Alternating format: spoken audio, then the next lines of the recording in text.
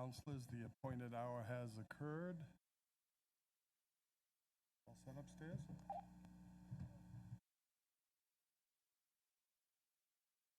I would ask our Assistant Clerk, Janet Murphy, to please take roll call. Councilors: Biedenbender. Here. Crocker. Here. Cullum. Here. Dagwan. Here. Florist. Council Forrest will not be joining us. He's had a death in his extended family. We wish him well. Thank you. Rapcorsetti. Present. Hebert. Present. Levesque. Present. Neary. Here. Schnapp. Here. Steinhilber. Here. Tinsley. Here. Wallace. Here. We have Thank you, Assistant Clerk. In accordance with Massachusetts General Law, Chapter 30A, Section 20, I must inquire whether anyone is recording this meeting, and if so, to please make your presence known at this time. Hearing none, I have the honor of asking our Chief, Matt Sonneman, to come forward for the Pledge of Allegiance in a moment of silence. Please stand.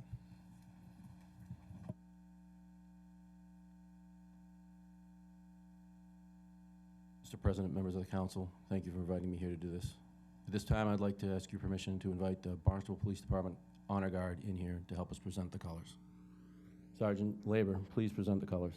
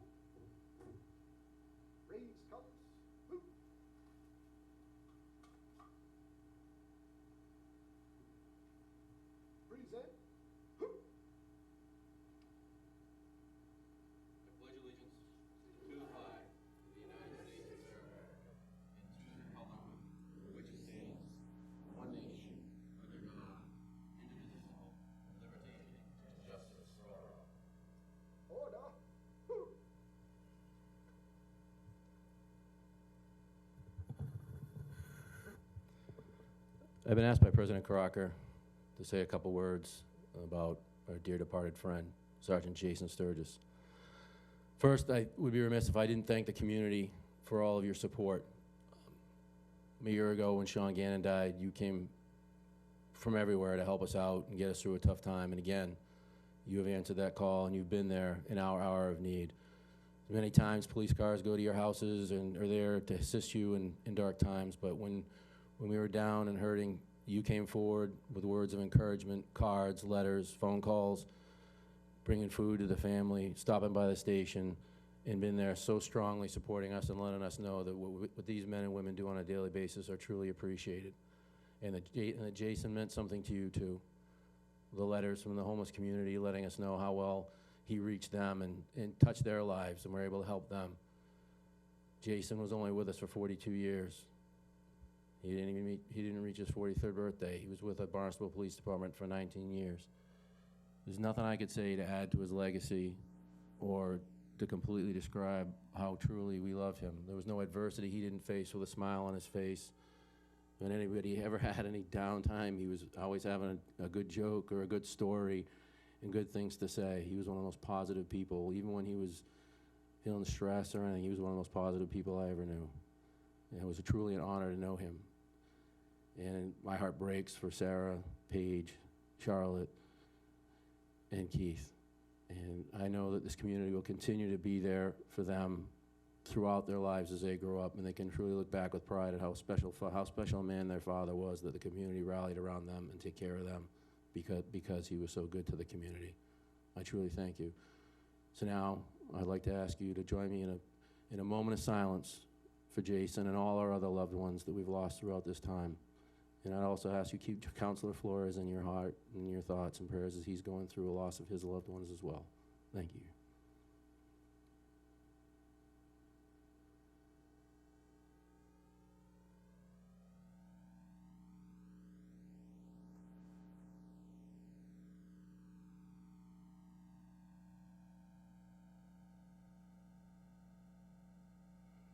Thank you, ladies and gentlemen. I'd like to thank Sergeant Jason Labor, Patrolman John Barcelo, Patrolman Nolan Amelia, and Patrolman Thomas Edwards for participating in tonight's Honor Guard ceremony. Thank you, gentlemen. Mr. President. Honor Guard, you are dismissed. Honor God, if I may, before you leave, can I sit down? I've been to a lot of Barnstable events, and I don't know if I felt like a bigger part of the family than your most recent event. So please, believe it when I tell you Barnstable mourns with you, and are grateful day-to-day action of your force. Thank you. Thank you for coming tonight.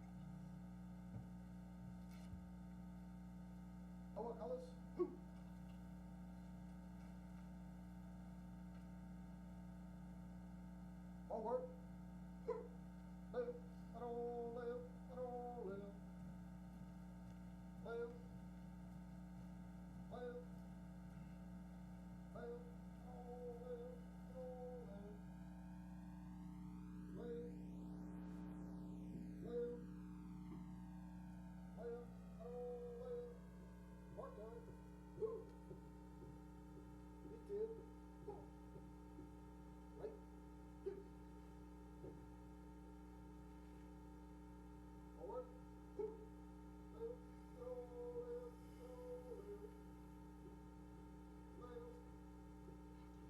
Live.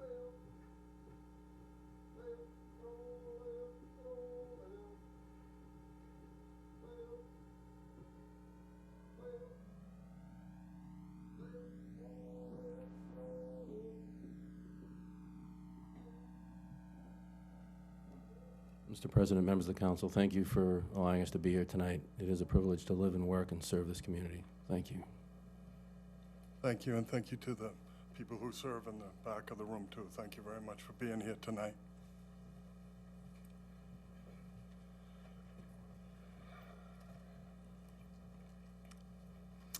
We're at the portion of the meeting where we open the mic for public comment.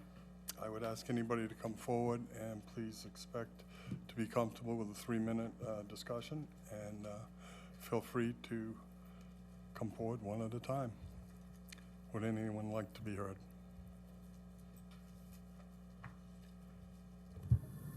Yes.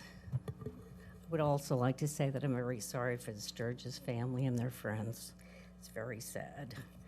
I'm here tonight again because I've been to the licensing authority twice about the leasing out of the Village Green and having beer and wine and food trucks on the Village Green. It is hurting the merchants of Main Street. It is really hurting them, especially the West End.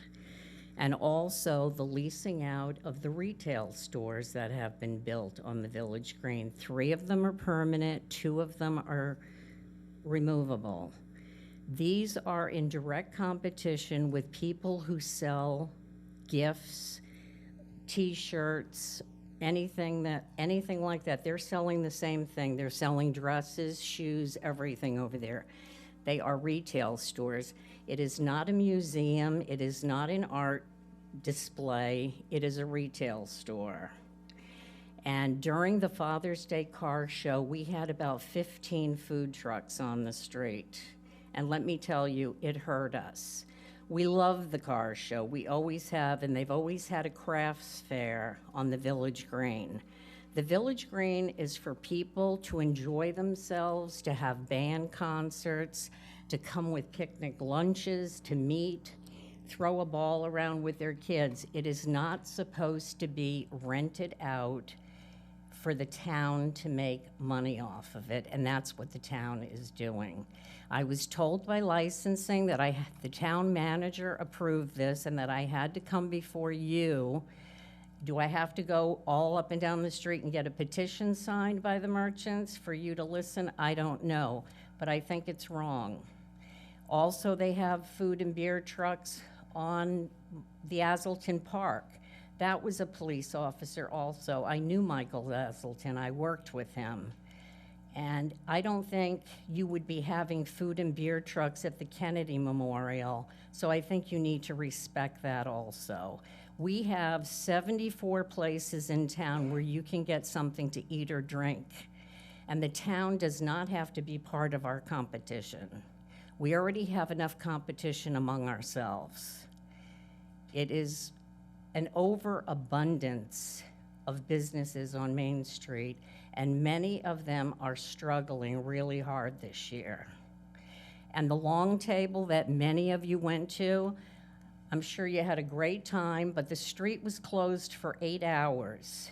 We missed out on lunch and we missed out on dinner because they started closing the street at noon for the long table. You could have had the long table anywhere else, but to close down the street for a private event is wrong. We love the car show, we love the 4th of July parade.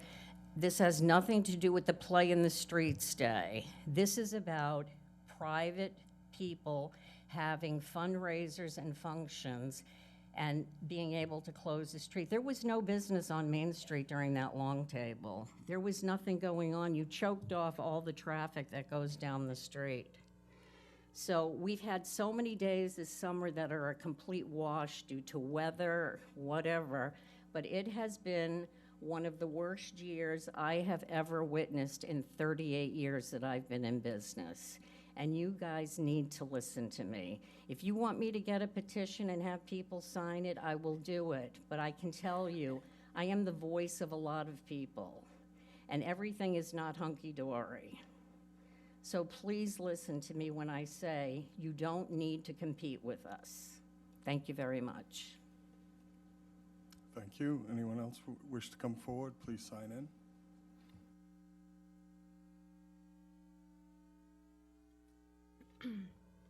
Good evening. Hello. I'm Laura Kelly. I'm the president of POCA, doing all we can to protect our Cape Cod aquifer through education, that it's our greatest natural resource, and it's up to us to protect it. There are many things that we can do every single day. I come to this town with a request to volunteer to not use glyphosate products on any town-owned land again. Glyphosate is the active ingredient in over 1,000 herbicides. Herbicides are a type of pesticide. These sides kill. They're made to kill. I feel as though they're not discriminating between plants, animals, and people anymore through the studies that I have been reading within the past year. I continue to educate this board and this town manager what's going on. I still wish it to be on your agenda so we can actually have a discussion. Many other towns are making moves by writing policies at the boards of selectmen or regulations at the boards of health. Dennis on Tuesday night voted unanimously, Board of Selectmen, to write a policy to not use glyphosate products on any town-owned land again. That's excluding privately owned land and businesses. This is a volunteer request for the towns to volunteer to do this because we cannot ban the sale or use of any pesticide in the state of Massachusetts due to the preemption law. The preemption law preempts towns from banning a pesticide. The town owns the land. You have a choice. You can decide how to maintain that land. I own land. I choose how to mow my lawn and what products to use on it. It's the same thing, just on a larger scale. My request is for the town manager to get in touch with all your town boards and departments, DPW, Conservation, Parks and Services, see who maintains the land the town owns, see what they're using for products, and also who they outsource to as well. Perhaps other landscape companies would be using these products. There are other alternatives. There are many alternatives that are cost-effective and effective. OMRI certified means that they're certified by the EPA, and they are organic and they do work. They're readily available, and it's a matter of taking one tool out of your toolbox and putting a new one in. This is what I ask of this town, to also join neighboring towns on this effort. As you know, coming up soon, on August 24th, is a Toxic Waste Day. This is where homeowners, residents, as well as businesses and towns can bring leftover containers, even if there's ingredients still in them. Yard chemicals, cleaners, auto and boat fluids, anybody with pools. This company is called this company is loveyourlocalwater.org. They actually take these products over the other side of the bridge. Please join this. There are many companies on the Cape that are able to help us get our land off of drugs that are available to us, no matter what the scale. There are so many studies and tests out there proving harm to pollinators. There was one in Austin, Texas, last September. It's the microbiota of bees directly connected to glyphosate. So this is changing really fast. It's faster than the EPA is going to change, faster than the state pesticide board is going to change. I started educating them last September. They meet 4 times a year. I'm with them 4 times a year. They're making a choice to not do anything about this, but the towns can volunteer. You're the leaders in this town. I'm asking you to step up and do the right thing, and in return, it educates homeowners and businesses who definitely use more than I believe towns use. But somebody's going to do this. Do you know glyphosate is very persistent in material? The half-life in soil can be from 1.5 years to as long as 22 years. And this is what we're up against. There are so many alternatives: mulch, till, vinegar, steam weed, electric weed. There's so many other ways that we can maintain vegetation. I have given this town, and I will continue to, give you examples of other towns, what they've written, what's worked. This is Marblehead Board of Health 2005, still holds true. So please do the right thing. We are in changing times, and we need to change with them. Last time I was here 2 weeks ago, there were many people that spoke about your golf course. I just want to say that removing glyphosate from your toolbox on such a situation as a golf course does not make your grass turn brown. That would be due to a fertilizer, which is a food, a pesticide, an herbicide kills. There could be a water source difference or a food source that would make such a thing happen. I want to thank this town golf course for moving forward within the last 2 weeks to do all you can to remove glyphosate products from your golf course. Thank you very much. Dennis has 2 courses, and they're following right behind you, so I want to thank the golf course in this town for being a leader. let's get to a point where we say conservation is not using it for poison ivy use along beaches and other details like that. I'm going to continue to come in front of you, so I wish to move forward and help out in any way I can. Thank you again. My name is Laura Kelly from Polka, Cape Cod. Thank you. Anyone else wish to come forward? And I'd ask you to keep your remarks to 3 minutes, please. Thank you. Good evening. My name is Tony Harris. I'm the Senior Vice President of Operations at Cumberland Farms. As you know, we're in the midst of a dispute with the Board of Health over their new tobacco regulations, which will have a severe impact on our 3 stores in Hyannis, and more importantly, a severe impact on the guests that we work so hard to serve responsibly every day. I know there's litigation pending. None of us can talk about that in a public meeting, but I would like to note that the recent Barnstable Superior Court ruling denying a preliminary injunction does not affect the Cumberland Farms litigation. Our legal issues are different. They are asserted in a different county court before a different judge, and we intend to move forward with those claims. But I also have some petitions here that our local customers, team members have been signing over the last couple of weeks. I'm going to leave these with you so that you can see this is not just a corporate issue. We have thousands of people who live and work and shop in Barnstable who also share our concerns. So I'm here to ask you, as all the petitioners are asking you, to help us de-escalate this situation and work toward a solution together. There is no joy in legal disputes within our communities.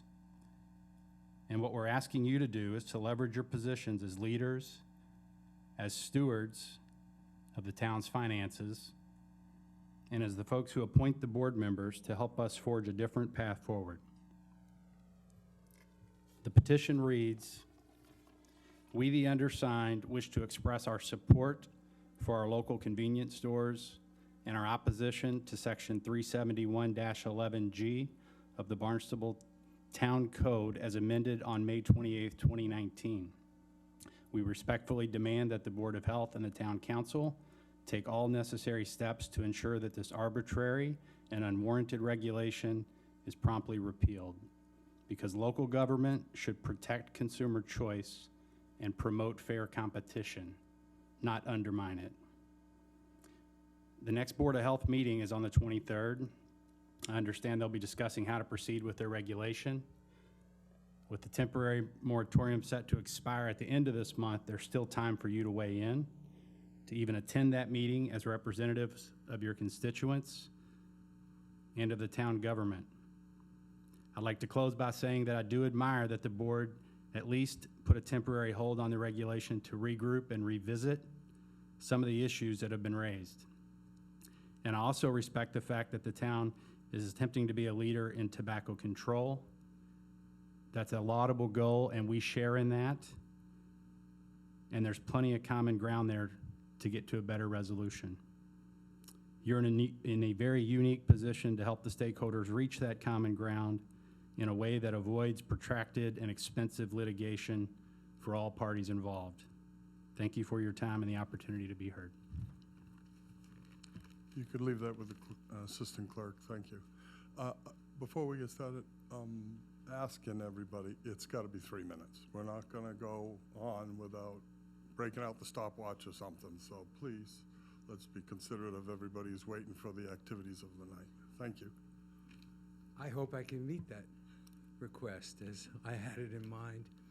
My name is Avi Spindell, and the Spindell family has owned a lakeside home on Bierce's Pond for over 30 years, and we have never experienced a cyanobacteria closing this early in the season. And I've heard this from many, many other lakeside owners as well. And it portends a much more serious problem for the future.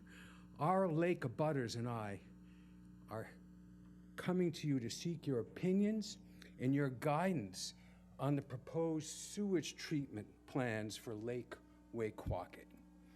Now, currently, there's a high-risk warning out on the lake that dogs can get sick and die. There's a high risk for children to swim. The Lake Town Beach is closed. Holly Point Public Beach is closed. The Yacht Club swimming lessons are indefinitely postponed. Other areas like Bierce's Pond are under warning with moderate risk for adults who may swim at this time. And this has been monitored, as you may be aware of, on a regular basis. And this has been the condition since early in the summer. Now, the economic impact can easily be forecast if this continues, as it will affect property values and seasonal business. For all these reasons, we're asking for your consideration in protecting our cherished natural resource, and for Waquaket to be included in the town's first phase future sewage treatment plan. And I believe, as I get to know more about this issue, that puts pipes in the ground within 5 years. And we're hoping that we can circle the entire lake with this plan. Your decision will determine your legacy. And I say this with all deep respect for all of you who serve the public, as council representatives for future voters and generations to come. Thank you for your time.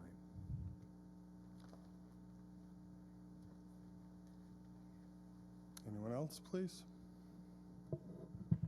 Hi, I'm Heather Malcani. I live in West Barnstable. I'll be short and sweet. You have 3 minutes, I I am promise. coming tonight because I am one of the members of the playground committee at BWB Elementary. And I think a lot of you know about the playground over there that was there for many years. It was a big fixture in the community. It was torn down a while ago. It was built by town members for a very small fee. Building it now, again, 30 years later, is going to be very expensive.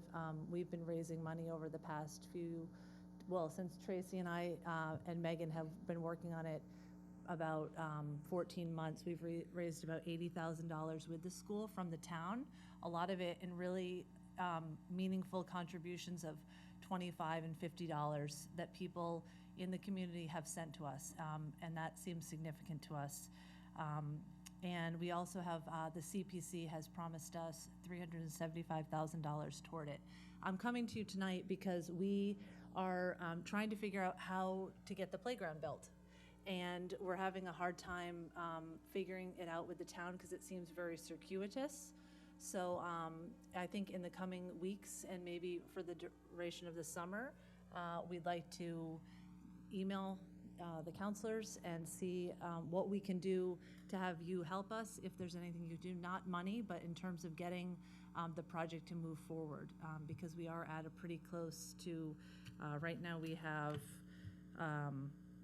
about $450,000. It's going to cost about $500,000 to build, which is an extremely high number that a lot of people in town, have a hard time thinking about that as a number to build a playground. That would build a very nice house in a very nice neighborhood, obviously.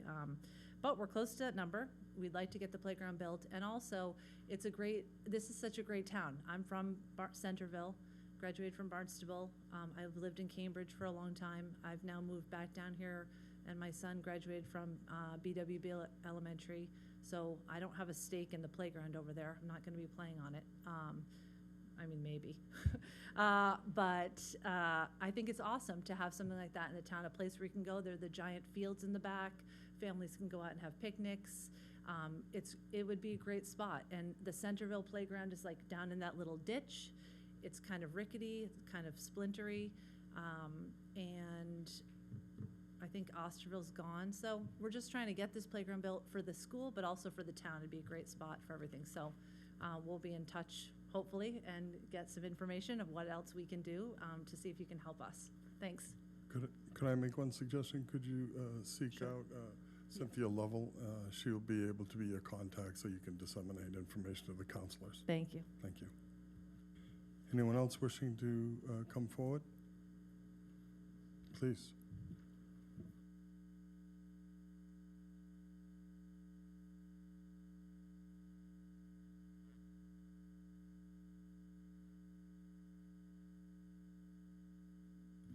So you have to sign in first, correct?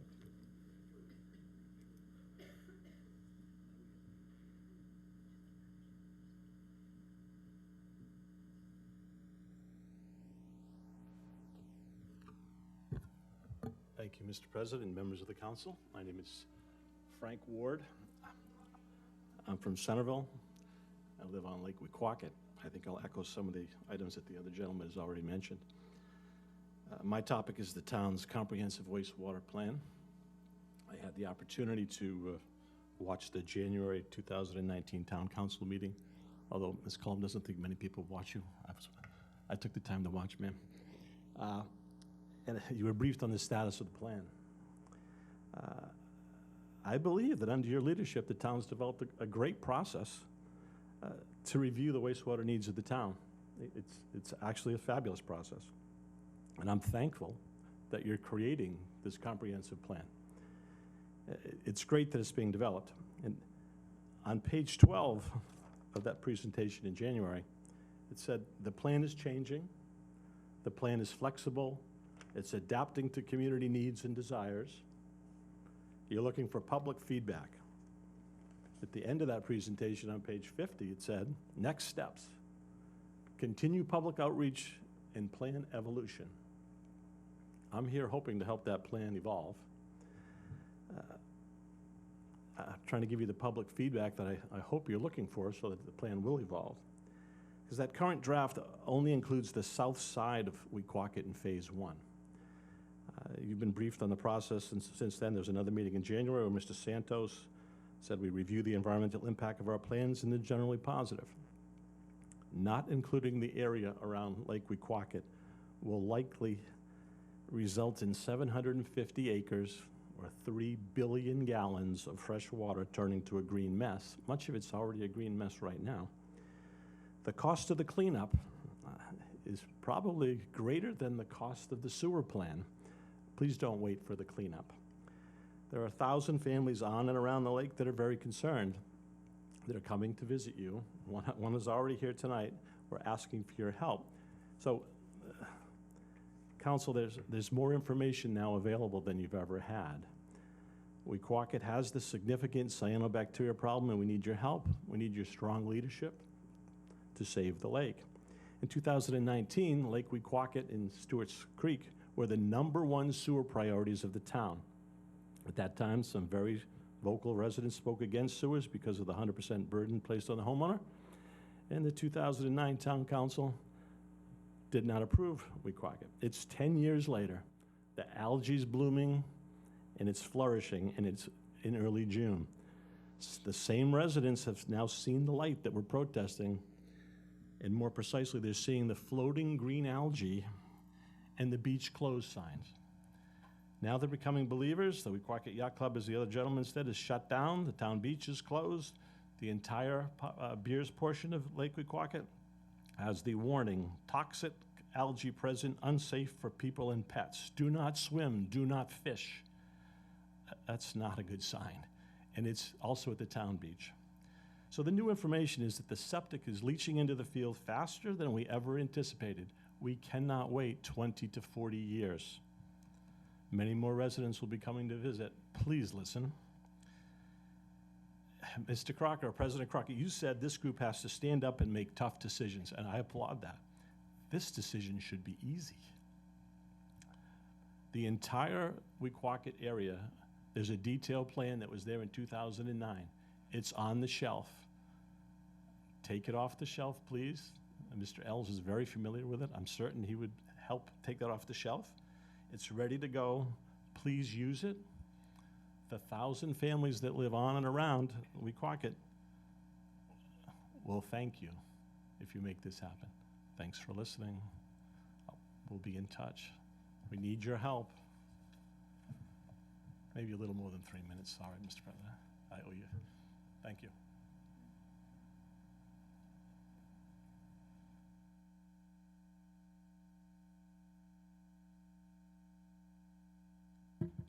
Would anybody else come up or choose to come up and break my 3-minute rule? I'm all done now. Obviously, I've taken like 4 of them. Who's next? Hearing none, I'll close the public comment process. Councilors, response to public comment.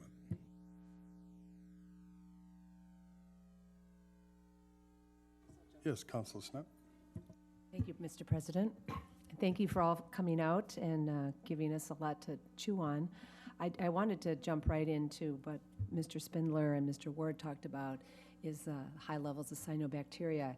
It is not only affecting Lake Waquaket, but some of the lakes in Marston's Mills that are also wonderful recreation places. And our sewer plan would probably not take that into consideration for maybe 20 or 30 years. So I think that in addition to moving forward on our comprehensive wastewater plan, we need to be thinking of ways to educate the public to start reducing some of the contributions to our water systems in addition to the septic systems, whether it's fertilizer and all that, because it is stunning to not be able to use our water in this community. And I think it takes a wake-up call like this to realize that we need to collectively make some good decisions soon. Thank you. Councilors. Yes, Councilor Hebert. Thank you, Mr. President, and thank you for everyone who spoke.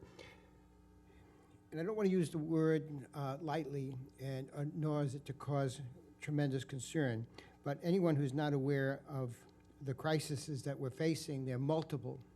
And so we're trying to take care of the health of the people, the health of the young, the well-being and the happiness of our seniors. There's just so many issues going on. But it's something that's going to demand all of us participating. So when Ms. Kelly spoke about the herbicide, many people possibly sitting in this room continue to use plenty of herbicides and plenty of fertilizers on their lawn. We don't want to give up anything. We all want what we want, when we want it, and we don't take the action necessary to take care of each other. I was part of a webinar yesterday. The figures are astronomical, but somehow we as a species are putting 8 tons or something like it. It's an enormous amount of plastic every second into the oceans. We're putting in the herbicides, we're putting the chemicals.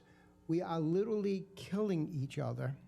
And there's got to come a point of which we as a community, as we're standing by our police and their tragedy, we have to start standing by each other and say, you know what? I don't have to use the herbicide. I don't have to use the pesticide. I don't have to put too much fertilizer. I can pull back on the chemicals that I'm using in my house every single day and washing down the drains. We're hurting each other constantly. And then the other thing that people tell me is, well, we don't want our taxes to go up. One of my best constituents, who happens to be my wife, said, we're not paying enough taxes. She says, I'm willing to pay more taxes, which I kind of gave her a little smile, but the truth is, she said, we have to take care of each other. And if that means our taxes go up a little bit, I don't think anybody's not going to go on vacation this year if our taxes go up. But we have a lot of things that have to get done sooner rather than later. 5 years is going to be too late for some of us, and the whole planet is in trouble. I don't know about anybody else in this room, but when I go out and I'm looking at a piece of fish, I'm not so sure I want to put it on my plate because of what we're hearing. So it's very, very serious, but I think we all have to start working together on all of these issues and know that it's going to be a little difficult. We're losing our youth to drugs. We have all kind of issues that we have to deal with, but it's time for us to stand up as a community and say, we will pay the price, we will work together, and we'll solve this problem. Failure to do so, 5 years is going to be too late. Thank you. Thank you, Councilor Hebert. Any other councilors? Yes, Councilor Dagwan. Thank you, Mr. President. I want to thank Laura for coming, and I hope that you'll continue to come and educate us as you have been in the past. I did want to speak to the concern that the individual had about using the village green. I wanted to express the fact that the Village Green is being used by the community. These aren't outsiders that are coming here and leasing out our Village Green. Last weekend, we had a local baseball team, the Harbor Hawks, had a pizza fest out there. So it was a pizza tasting contest and a pizza eating contest. One of our counselors was a participant. It was a great event for the community. Lots of children out there doing, we had lots of pitching machines. So the kids were out there, having a good time, hitting baseballs around. And it was nice to see fathers and sons or fathers and daughters out there playing baseball as well with those pitching machines. It was a great event. And it was joined by the Independence House Shelter. It was an event that they were promoting to promote healthy relationships. And so the target was to target males, particularly adult males, but as well teenage males, to help them understand and find better solutions to the violence against women and girls. So it was a great event and a great turnout, and we got lots of signatures from the men and from the players and just people who were from the neighborhood, and teens as well who signed the pledge to follow up on this. So it was a great event. I work with the Highness Open Streets Committee, and we offer an event a couple times a year. Again, it's a free event for the community to come out. It doesn't cost anything. We have lots of sponsors that sponsor it, which allows us to keep it as a free event. And again, it is one that is about the community and to bring the community downtown to patronize the locals. There's another great event called Love, Live, Local. And again, their idea is, again, to get people to come down and patronize the local people who are vendors that are here in town. And I would suggest for the individual to maybe that petition that she talked about might be helpful, because then we get a better understanding. I'm not getting any feedback from people saying, we hate the events that are going on the Village Green. It generates money for the town, which is needed, and it provides opportunities for our tourists as well as our villagers to come out and participate in our town, come down to our main street, and try to keep our main street alive throughout the summer months. So I would suggest, if there are others who have, totally against what's happening, they need to share that with us, the town council, as well as the town manager, if they have real concerns about using the Village Green. On any other time, and most of these events are Saturday or Sunday, a couple hours. I haven't heard from any residents who say, we've tried to use the Village Green, it's always being utilized. So I just wanted to express that concern. That's all. Thank you. Councilor Dagwan, if I could follow up with you for a moment. We had a contestant in the pizza eating contest, and it's my understanding that he slipped in the medal rounds. Could you give us a clarification of how our #1 pizza eating pace champion did? He did a great job. Mr. Levesque was, and he has fans. They were there looking for him. Okay, is he going to win it this year? But he. I believe it was third. I yeah. think he slipped to third. Yeah, well. I think he was #2 last year. Yeah, well, he had some real competition this year. There was college baseball there players, were, a tough crowd. Yeah, the college kids were there, and it was a larger group. I think it was like 10 or 15 people in the pizza eating contest this year. Thank you. Nice event, nice report. Thank you very much, Councilor Collin. Yes, thank you. I think we skipped Councilor Biedenbender, but it's okay. You can go back. Okay. I wanted to also touch on the town green idea that the town is making money off of vendors that are there. Can I ask how much the permitting is, how much the town actually makes off of I just want to air out the accusation a little bit. Is there anyone who knows what the fee is? Do you know what the fee is, Mark? Why don't we report that in the next meeting? That'd be great. I think that'd be good to get a handout. Because these like open-ended things, it really, they're just not accurate or fair. I guess I would like to say that if we're holding events on our town green that deal with domestic violence and support baseball, local baseball, like the premier league for the majors, then I would argue that we're really serving our community the best way possible. I mean, years ago, when I first became a counselor, we were all complaining that people were shooting up out there. And now we're talking about that it's too much fun and too much competition, and you know, I just can't really even entertain it. And I would say that if we're building our community, our year-round community, then if you were open year-round, you'd benefit from that, you know. So if you're maybe if you're just a summer place, and you're hungry every day for your 300, 700 covers, whatever it is, then maybe it is competition. But you know, competition is the spirit of greatness, right? Up your game. Thank you. Councilor Biedenbender. Thank you. I just want to address two issues, one regarding pesticides, the other regarding wastewater, to address the concerns from the Wequaquet Lake community.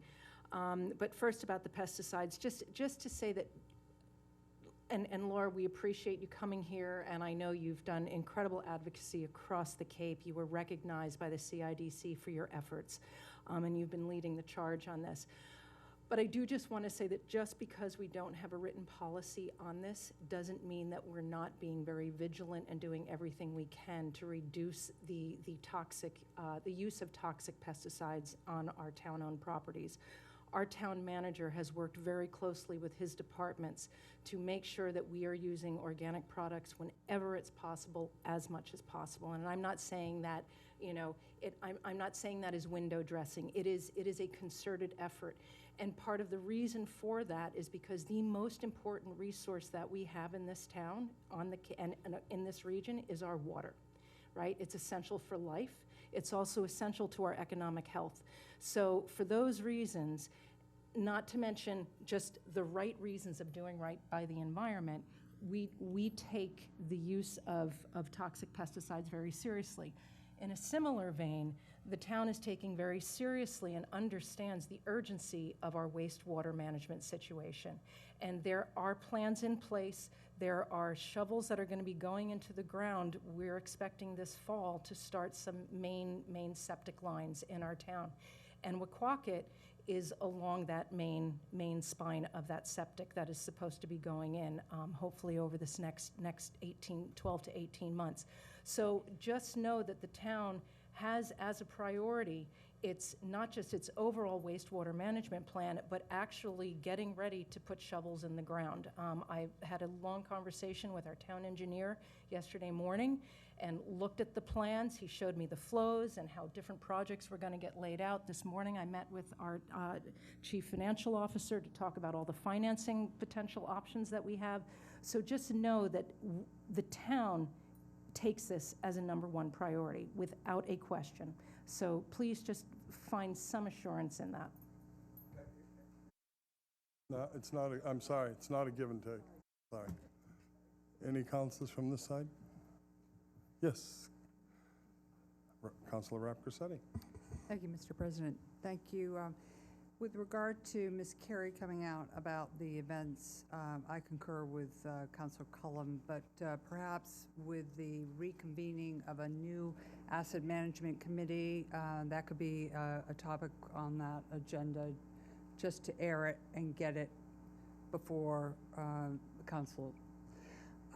Mr. Spindle and Mr. Ward, thank you for your concern. I too am concerned about the earliness of the cyanobacteria in our ponds.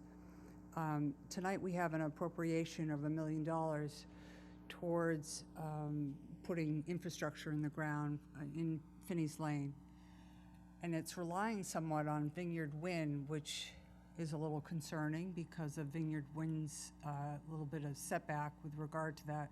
I just hope that the town, and we're taking that opportunity to, or taking advantage of pairing with Vineyard Wind when the road's torn up to put infrastructure in the ground.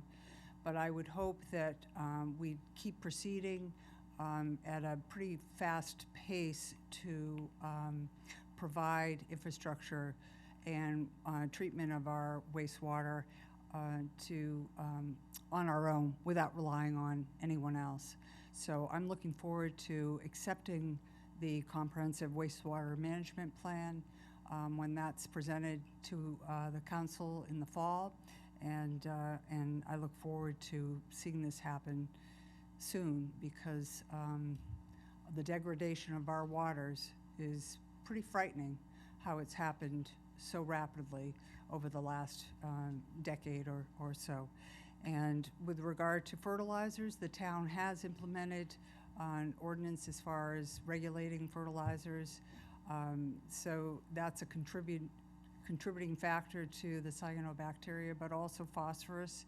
So I'll reiterate Councillor Schnepp's thoughts about educating the public and being mindful of what we use and products we buy and how we live our lives, and trying to keep our footprint to a minimum. So thank you for coming out. I also want to thank Mr. Ward for his articulate concerns and expressions during the Board of Health hearing regarding the lifting of the estuary overlay. I think his points were poignant, and because of that, and I see our chair of that Board of Health here today, Dr. Caniff, I thank them for not lifting that estuary overlay protection, which is vital to preserving the water quality in the town of Barnstable. Any other councilors? Hearing none, I would ask that a couple of my councilors go down to assist our administrator. We're going to slide a few of these tables back into the middle so that we could have a joint hearing with the Barnstable Housing Authority.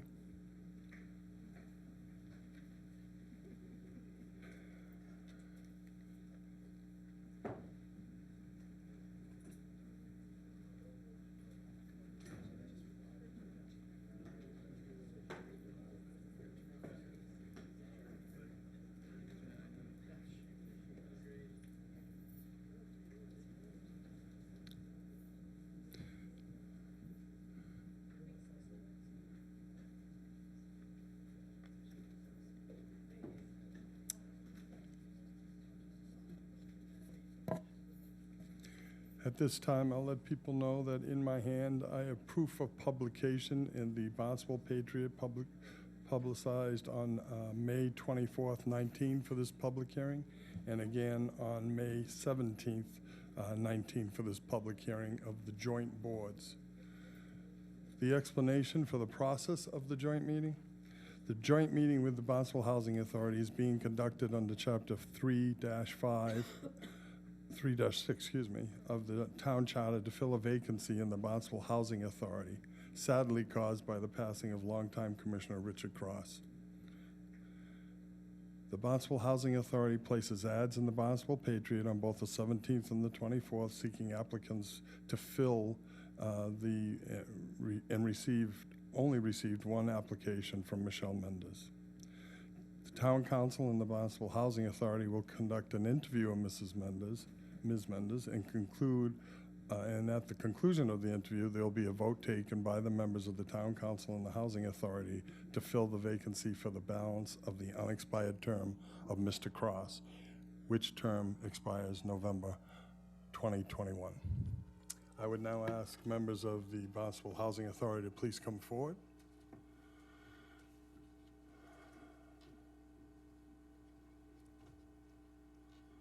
I believe we have the Director, Laurie Finn, with us tonight. We do have the Chair, Michael Sweeney, and I do recognize the Vice Chair, Glenn Anderson.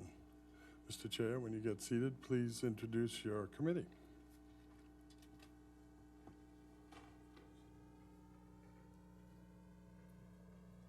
We already have opened our meeting, so this will be the requirement of the Chair to open your meeting as advertised.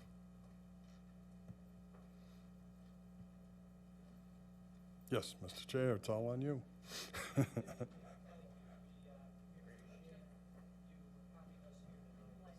got to pull it closer to you and make sure the green's on, down low. Push the button, yeah. Got it, thank you. Green for go. So here tonight with representing the Barnstable Housing Authority. We have a couple of commissioners. We have Commissioner Glenn Anderson and Commissioner Deborah Converse. We also have the Executive Director of the Barnstable Housing Authority, Lori Finton, and the candidate for this unfulfilled open position, Michelle Mendez. Under the issue of roll call, I would suggest that you call out your three, declare quorum, and we can start the public process, please. Okay, thank you. For the roll call, we have, as mentioned, Glenn Anderson and Deborah Converse. We are missing one person tonight who could not be here, and so You have quorum. we have a quorum. Thank you. And we would like to proceed. Thank you. Thank you very much. Laurie, would you like to hand it off to Laurie? I'd like Thank you. Lori to do the presentation. Good evening.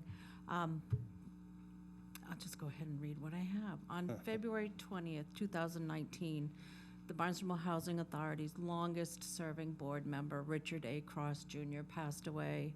Dick was elected to the board in November of 1993, and he served us well for over 25 years.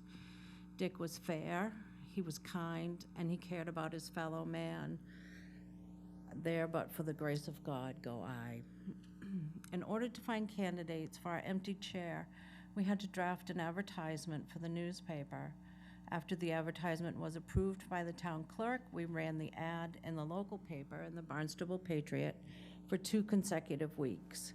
And we asked for parties to submit a letter of interest to my attention, the director, by the close of business on May 31st. One letter was received from one of our participants, Michelle Mendez, who has been a great example of what our programs are all about. Michelle and her siblings grew up in town, and she raised her own children here. We believe Michelle is committed to working with the Board of Commissioners to fulfill our mission of helping the citizens of Barnstable obtain safe, decent, and affordable housing. It's difficult to find the right person for a board such as the Housing Authority. Therefore, we're requesting that you appoint our candidate, Michelle Mendez, to fulfill the remainder of Dick Cross's term, which does expire in November of 2021. Thank you. Thank you. Anything else, Mr. Chairman? We could start with questions from your boards. We are supposed to be holding an interview process at the end of which, if we're satisfied, we'd take votes on both boards to see if we conclude with a decision. I would ask that since it's your placement, that you ask the first series of questions, you or anyone on your board, of the applicant, as an interview would go. Michelle, I'll ask you first. What made you respond to the ad?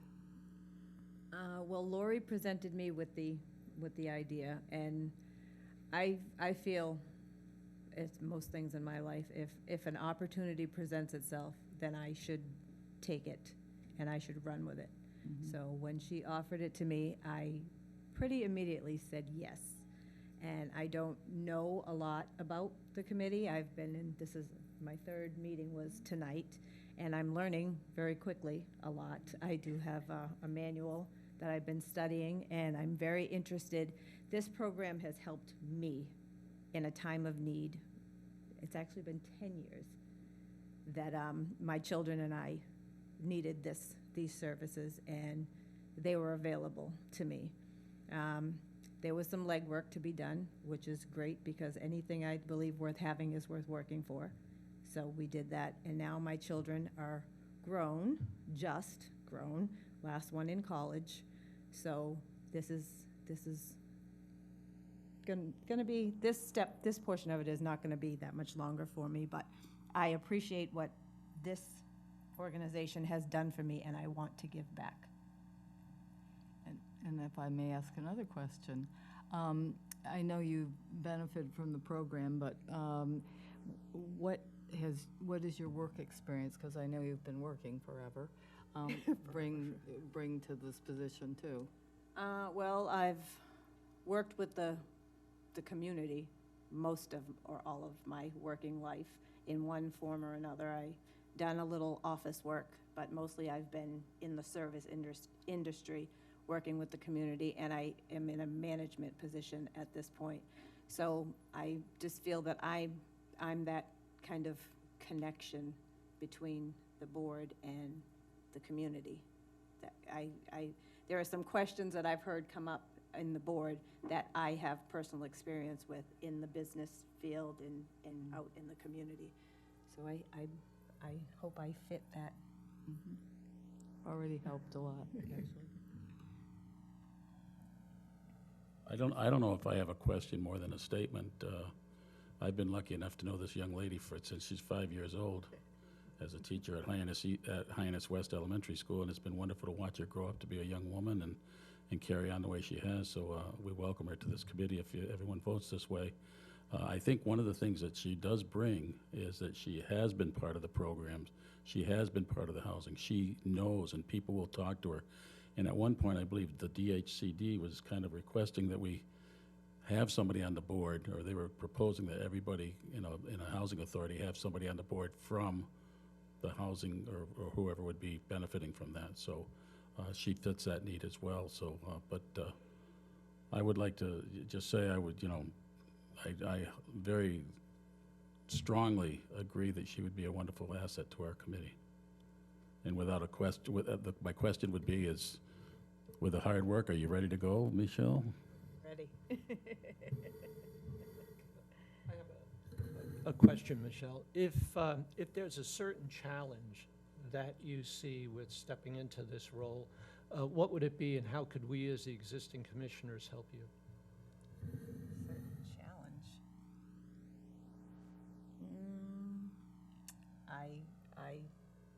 I think the most challenging thing for me will be just learning, a lot of what town guidelines and that sort of thing are. I've been to a couple of town meetings, very few, so I'm not really, I don't want to use the word political, but I'm not really aware and up to date of all the ordinances and regulations and that sort of thing. So I think just learning all of that sort of thing would be, I wouldn't say challenging, but it's definitely going to be learning curve for me. Michelle, there's a lot of numbers and housing management and ins and outs of housing per se. Do you think that's going to be a stiff learning curve for you? Because I know the numbers and the programs, and I mean, it can be very complicated. I would not say so. I had an incredible math teacher. I wouldn't count that math, but that's just my...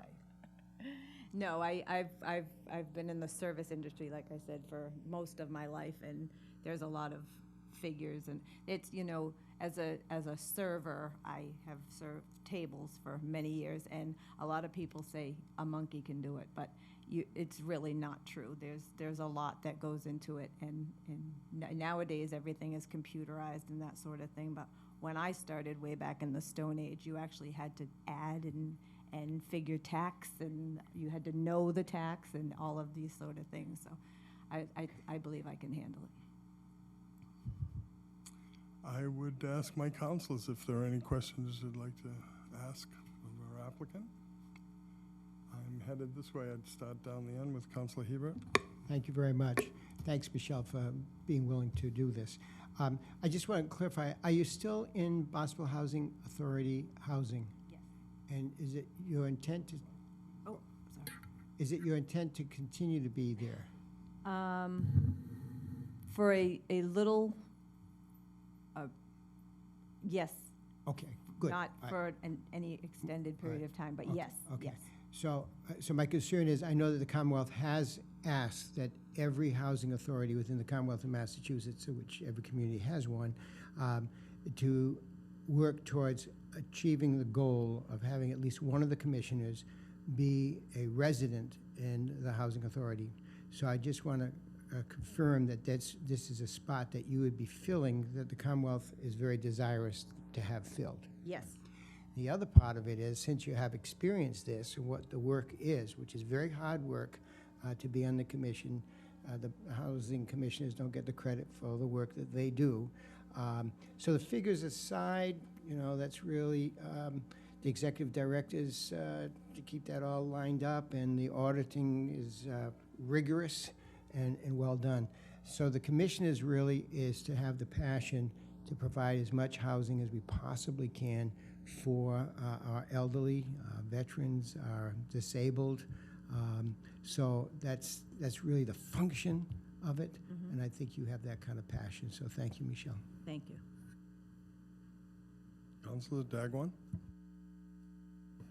Yes, thank you, Michelle. I'm happy to see someone from the community applying for a position here in town.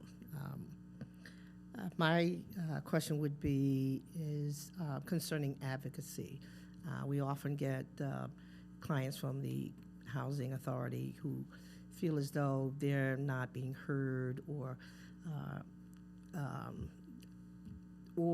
they're being heard but maybe not getting the answer fast enough or appropriate. Well, how do you feel about having someone that would be an advocate? I know the state was talking about this at one time, being an advocate just for the residents. As a media, yeah, just sure. Myself? Yeah. For myself being an advocate, or no? Anyone being an advocate for how do I- residents, would that be I- helpful? Of course, absolutely. Yes, everybody needs someone with a voice. And not everyone, like you said, is always heard. So if there's that one person that's kind of the liaison, I guess you would call it, the go-between, I think that's fantastic in any aspect of life. Yes. Some of the residents are older, and they feel a little bit intimidated. And I see this in education as well. We have parents that come in to talk to a teacher, and they feel a little intimidated about that person being an educator and maybe knowing more than they do. And we have counselors and others to make them feel at ease. It's not just that one teacher they can go to; they can go to several people. So that's why I'm concerned about having someone that's, as you said, a mediator that could be a go-between kind of thing. And my second question would be, is there anything you would like to see the Housing Authority improve upon, or that you think is, I'm going to give you two questions. One, what you'd like to see them improve upon, and anything you see right now that you think is favorable, it's good, that you wouldn't want to see them change. That is a very good question. I believe, like you said, that I can't say whether they do or they do not, but I do think it's very important that everyone in this, every resident is heard. I know that there are some issues that may seem trivial at times to some, but to that specific person, it may be not trivial, and it may be important. So I do believe that everybody has a voice and everybody should be heard. Some voices are louder than others, and some voices are not. But I hope that they are very responsive to all inquiries and requests. I know that there are many, because I know there are only so many of these folks, and there are a lot of us residents. So I feel that as a resident, like I said, on the board, I now can see both sides, and I can kind of help maybe guide some people along, and the second part of your question was? Things that you said you've had a great experience with the Housing Authority. And I guess I was just asking, what are some of the things, or one thing you might say that you really liked, think that they do well? They're always available. I know, like when I'm in need of something, and I mean, sometimes you may have to leave a message or so, but someone will always respond to you. Someone will always get back to you. They may not have the answer, but they'll find the answer. So they've always been available for me. If I've had any issues, which I haven't, thankfully, over these 10 years had many issues at all that something little that I could just handle myself. But if it was a major issue, you call anytime. And I mean, I've had maintenance men come out at 1 o'clock in the morning because the heat had gone out in January, or so they were always there. So I to think of anything that I would improve on at this very moment, I couldn't. I'm sure when I leave here, there's probably going to be like 5 things that I would be like, oh, you know what, but if it is anything, it's nothing major, because it would really stand out in my mind at this point, I would say. Thank you. Thank you. Councilor Bienbender? Hi there, thank you. Just 2 questions. You mentioned that you have a learning curve ahead of you, and there are a number of areas where you need to sort of up your game where your knowledge base is concerned for you to do this job. So just out of curiosity, how do you expect to gain that knowledge? What will you be doing in order to get yourself up to speed? Well, I do have, like I said, there's a training manual that I have. I've been working with that. I just basically got it recently. This is all kind of new to me. I think like I said, tonight was my 3rd meeting that I've gone to, just like a sit-in, just to see what goes on. But I mean, with modern technology today, it's in the palm of my hand. Any studying that I need to do, I will study. I will attend meetings. I will ask questions. I will research. I will just do research. To me, it's almost kind of like I'm going back to school to learn something new, and so that's what I will do. Yes, follow up. Thank you. And of course, I hope your Housing Authority members will also mentor you and guide you if you move They forward. have, yes. With just one follow-up, what are you most excited about for this opportunity? I think it's something different, and it involves the community. I grew up here, and for a while I was out in the community. I was doing a lot of things on the Village Green and a lot of the Main Street events, and I think Open Streets is amazing. I think we as a community all have to continue to grow together. Now, on that little note, I work at San Diego's, and we're on the other side of town, and business is. So it doesn't have anything to do with these events on the Village Green. But I believe that as a community, we all need to come together and work together. And did I answer your question? Okay. I get a little sidetracked sometimes. Councilors? Yes, Councilor Cullen? Hi, thank you for your interest in the position. I'm glad that it was brought to you. I receive a lot of calls that are concerns and complaints about living in Barnstable Housing Authority housing. And one of my biggest concerns has always been why they're calling me when I don't have power over the Barnstable Housing Authority. So I guess it's more of a comment than anything, but you have in your new role, should you get appointed tonight, you have a lot of power. And for me, it's a really important thing to embrace that and make people's lives better. So I see in my phone calls from people that they feel threatened by authority, maybe intimidated by the authority of the housing authority in general. They maybe feel isolated and scared because they're elderly. Maybe they need to be introduced to the senior center or something along those lines. I'm just trying to throw out some ideas. They definitely need a mechanism by which they can express concerns that's anonymous. And some of their concerns are about the town. For instance, the drumming on the green, or over here it's noisy. It's just not expected at 4 p.m. It's just not, it doesn't jive. So maybe they need to have a voice so that we can help make their lives better too, because Cape Cod isn't only for tourists in the summer. Absolutely. Right? So, but I guess my biggest adjustment when I became a counselor was that I realized, and I believe I'm still growing into the role 8 years in, that I'm actually one of the bosses, and I can affect change if I speak up and I use my words right, which I don't always do, I know, but I try. If I use my intentions and wrap the community around me like you were mentioning, you can really move forward and change a lot of lives in a positive way. And I was in restaurants, all through my master's degree. I totally get it. The hustle's the hustle. And I think that's what makes somebody a big success in life, is if you can spin 100 plates at once. But don't forget the residents is my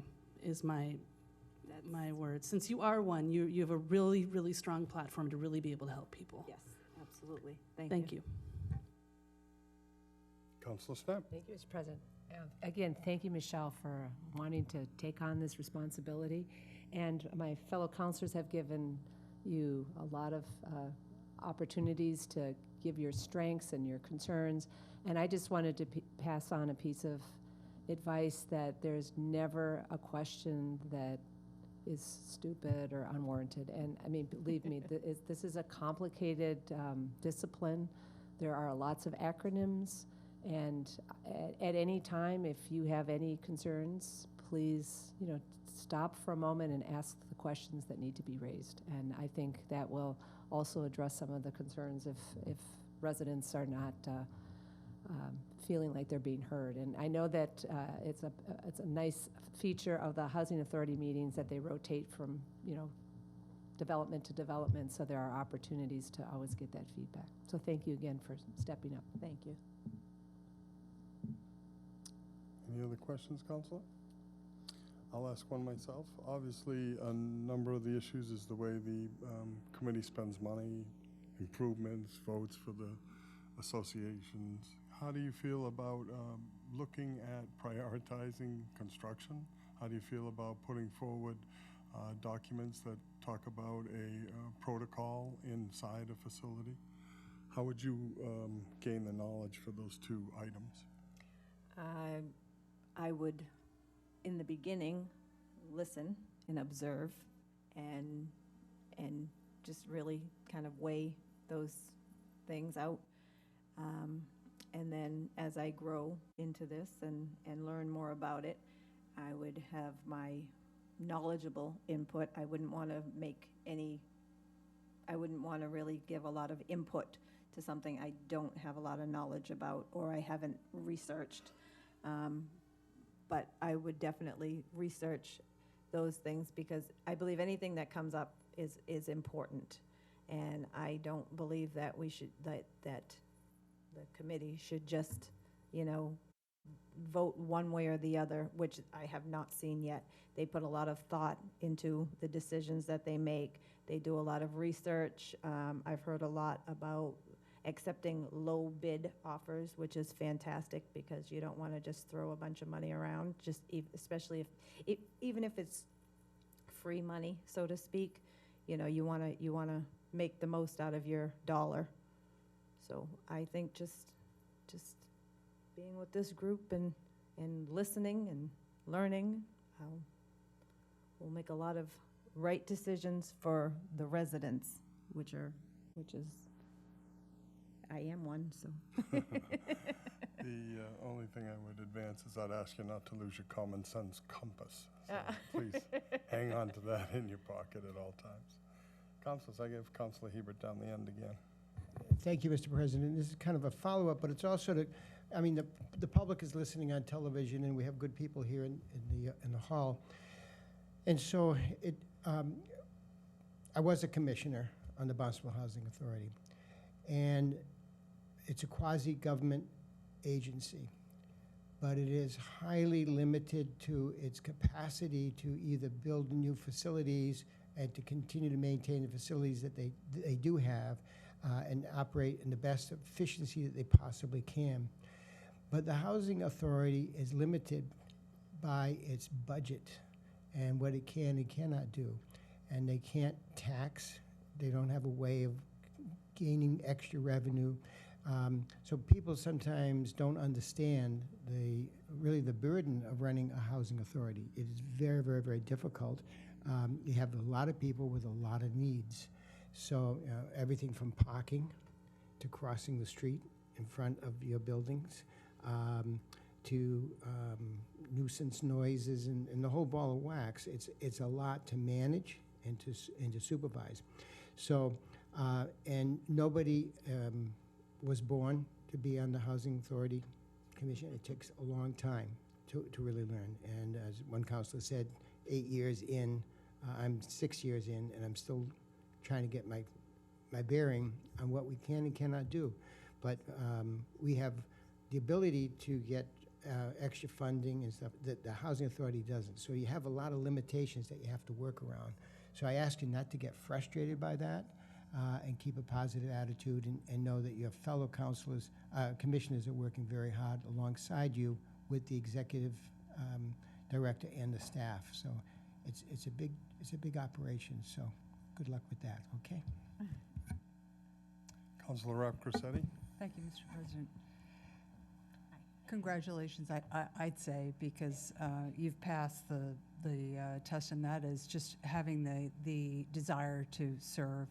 And I think the fact that you are in the housing, so you'll be coming from a perspective that I think is very unique. And I just urge you, like my Councilor Hebert, who also has served on the commission, I urge you to continue advocating for those in housing, because like my fellow councilors, we receive complaints from residents of those housing, and recently a complaint, someone that was evicted, and because of not really, perhaps the due process wasn't followed. And your guidelines say that people can't be evicted unless they've violated a lease or a contract until due process. So I urge you to make sure and advocate for the residents there, because housing is so precious, and we don't want to see anybody out on the streets. So I trust that you'll be that advocate for those and speak up when you know in your heart that something just isn't right. So congratulations. Thank you. Any other questions by the councilors? Well, Mr. Chairman Sweeney, I have no further questions of my group. If you have no further, we would take a nomination starting with your group, if we may.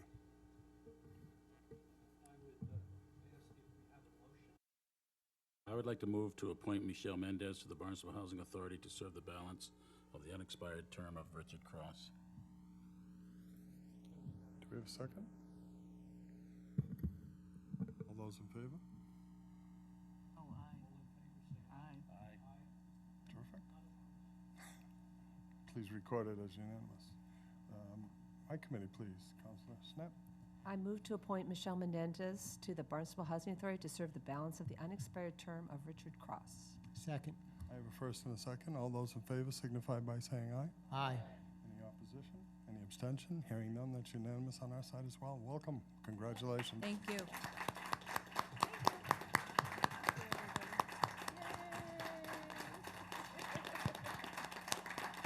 I'm going to stand up there.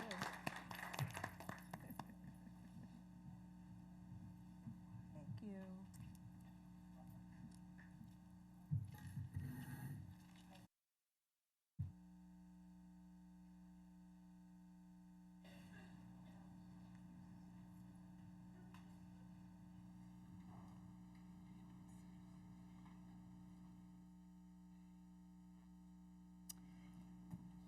I would ask Assistant Director Robert Stein, come forward, please. And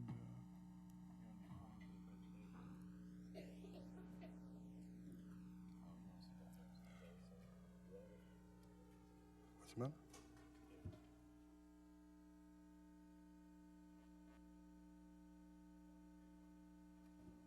You want to do town manager first, Mr. Manager? Please. I'm sorry, Rob.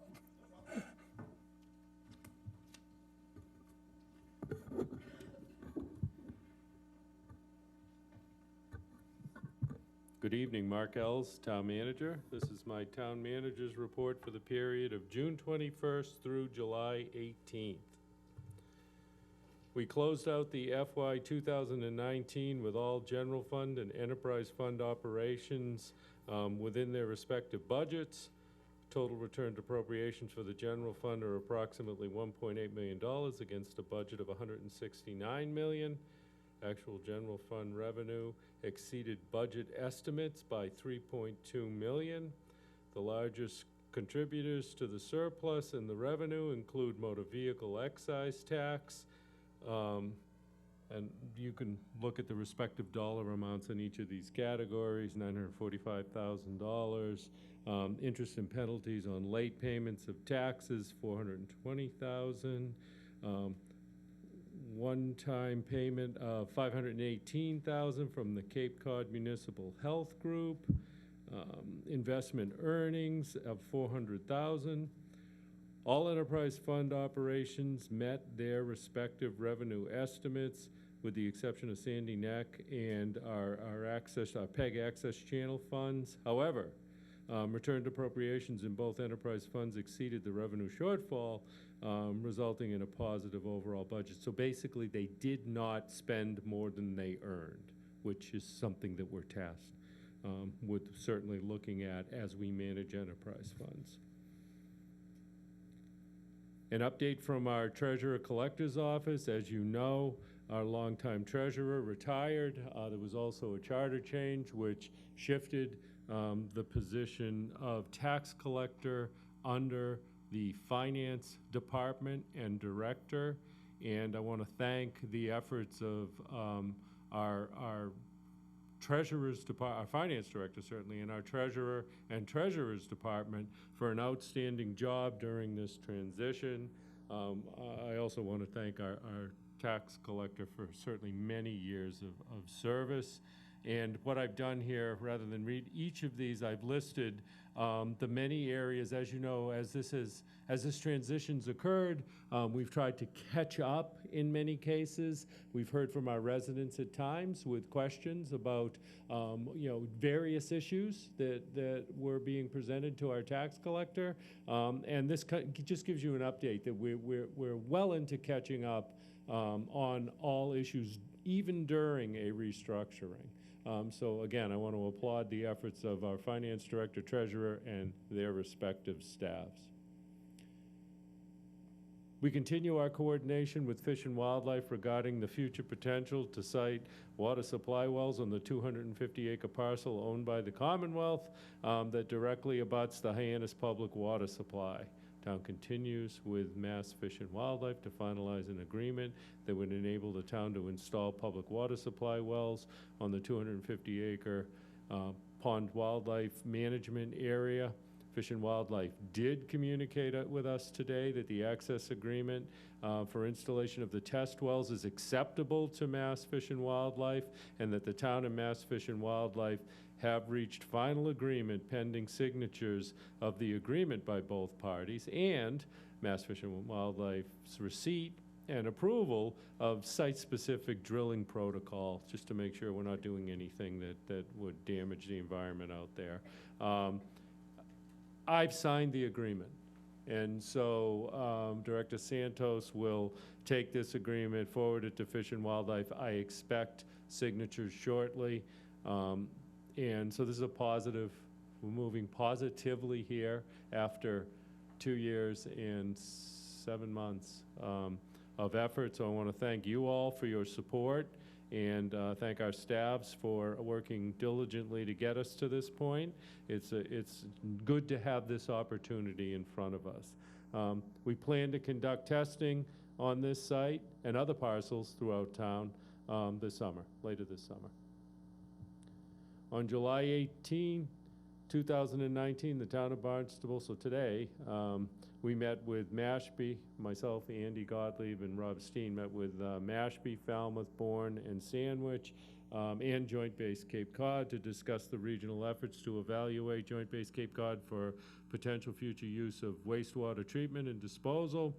We discussed the completion of the updated shared wastewater management study that was originally 4 communities, which we added Barnstable to.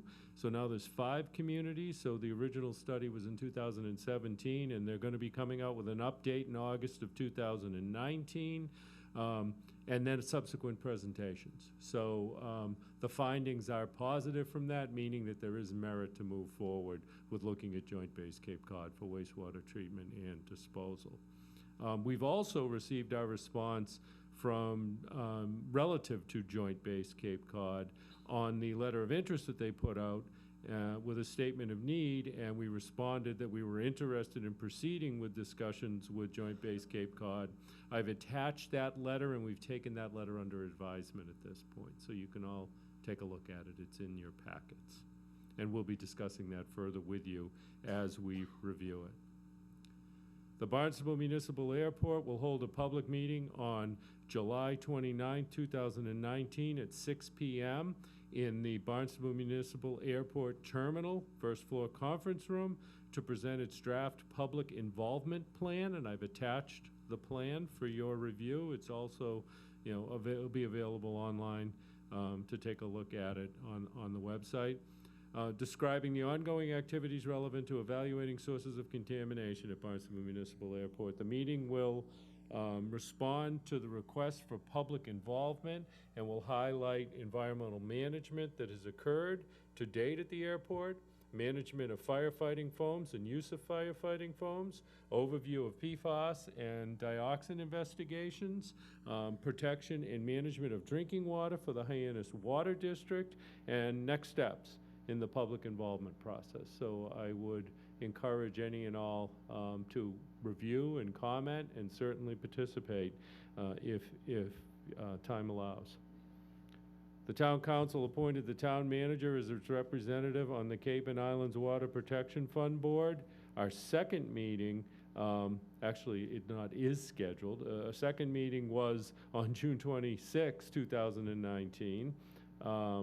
And we received a presentation from the Mass Department of Revenue. I've attached the summary. The website for the board has been created by the Cape Cod Commission staff, and I've given you the link. I think also it's been forwarded to you by email, and I will keep you advised of our progress on this particular committee. If you remember, this is relevant to the short-term rental revenues and how those revenues will be dispersed relevant to wastewater-related projects. That has not been, how that will be done has not been established yet. I mean, the general criteria that at this point they're looking to provide a principal subsidy to SRF eligible or state revolving fund eligible projects has been the discussion with both Mass DEP, the trust that manages the state revolving fund, and with DOR, but Director Milne and I are both talking about whether there should be other approaches to this issue as well. So, and I think there will be the opportunity to have those discussions. I'll share with those with you what our recommendations are, and then we'll bring them forward as appropriate to the board for consideration. On July 9th, I met with the Golf Committee to discuss changes in operation and maintenance at our municipal golf course. We discussed how and why this change was requested and committed to good communications during this transition. Meaning, I've asked our golf course to change the way they operate relevant to the use of fungicides, pesticides, herbicides, fertilizers, etc. I explained that I am working with staff to transition our golf courses in a manner that reflects the sensitivity of the underlying water resources while protecting the municipal golf courses located on top of our drinking water supply. This may be a difficult transition operationally and financially, but one that is needed to protect both assets, and we'll keep you advised on this. I committed to having working sessions with the golf course. As we transition, there'll be additional supplies needed, different supplies needed, and different equipment needed to make this transition. We expect it could take as much as 3 to 5 years to ultimately convert this. And there will be some deteriorated conditions from time to time, but I've also committed to our staff to work with them in a very reasonable manner so that we can protect the golf courses as we make this transition. On Monday, July 15th, The town of Barnstable, in coordination with the Cape Cod Commission, submitted an application for the U.S. Department of Transportation's Build Grant program. The Build Grant application material can be found and I've given you the link to the Cape Cod Commission website. The project entitled Hyannis Access Phase 2 project, building a complete street connection to the heart of Cape Cod, shall be considered for a $35 million build grant, of which $10 million is a local match. This project would complete the section of Willow Street from Exit 7 improvements that occurred several years ago to the upcoming improvements that are in the works at the intersection of Willow and Route 28. So that section in between. I believe Councilor Crocker alluded to this several meetings ago as to what's the status of it and are we moving forward with it. We have gone forward with these types of requests before unsuccessfully. We'll keep you advised of this important transportation improvement project. On Monday, July 15th, I met with Mike Luff, CEO of Cape Cod Healthcare, at which time we discussed planned improvements at the Cape Cod Hospital and other relevant issues as they relate to our community. We discussed such matters as financial support for the match for the above-referenced build grant, expanded police support in and around the Cape Cod Hospital, and efficiencies that might be gained in continued care for patients with mental health and dependency challenges. So we want to make sure that here in our, right in our downtown at Cape Cod Hospital, that we're looking at those issues that we frequently discuss here relevant to some of the challenges that we have with that community. It was a productive discussion, and I expect that we will meet in the near future to further discuss these and other issues. That concludes my town manager update at this time. I'm going to ask, certainly take questions, but... Yeah, let's take some questions. Yes, just sir. In case. That's the biggest checklist I've seen in quite some time, so let's see if anyone has any questions. Councilors? Yes, Councilor Hebert. Thank you, Mr. President. Thanks, Mark. Always great presentations. On the hospital, what's good news here is, the community's been very, very concerned about the diminishing care for people with mental illness and dependency. So this is very exciting to see that you're talking to the hospital about that, so thank you for doing that. But, and the town did produce that beautiful document, booklet about concern about the rising water on our coastlines. And our harbor is part of that, and our hospital is part of that. So as I hear about their building, are they taking into consideration the fact that the projection is that their area would be hit by rising water? I would give them a copy. I know that they're held to building standards, building code standards in whatever they do. Certainly it's a massive investment on their part, a significant investment on their part. I think they're aware of where they're located, so they're designing facilities that would be coastally resilient. Okay. And they have seen our booklet, right, that was put out? Yes. The study? Okay, good. Thank you. Councilors? Yes, Councilor Bienenbender.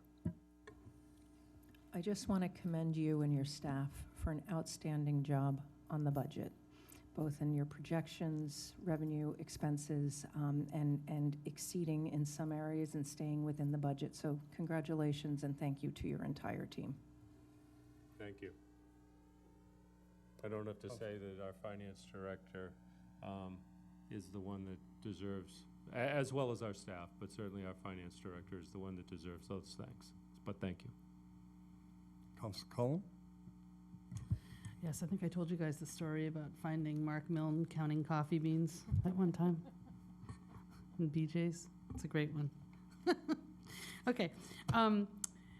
Yeah, this is a big checklist here that you've done, but I'm most impressed with the treasurer collector's office.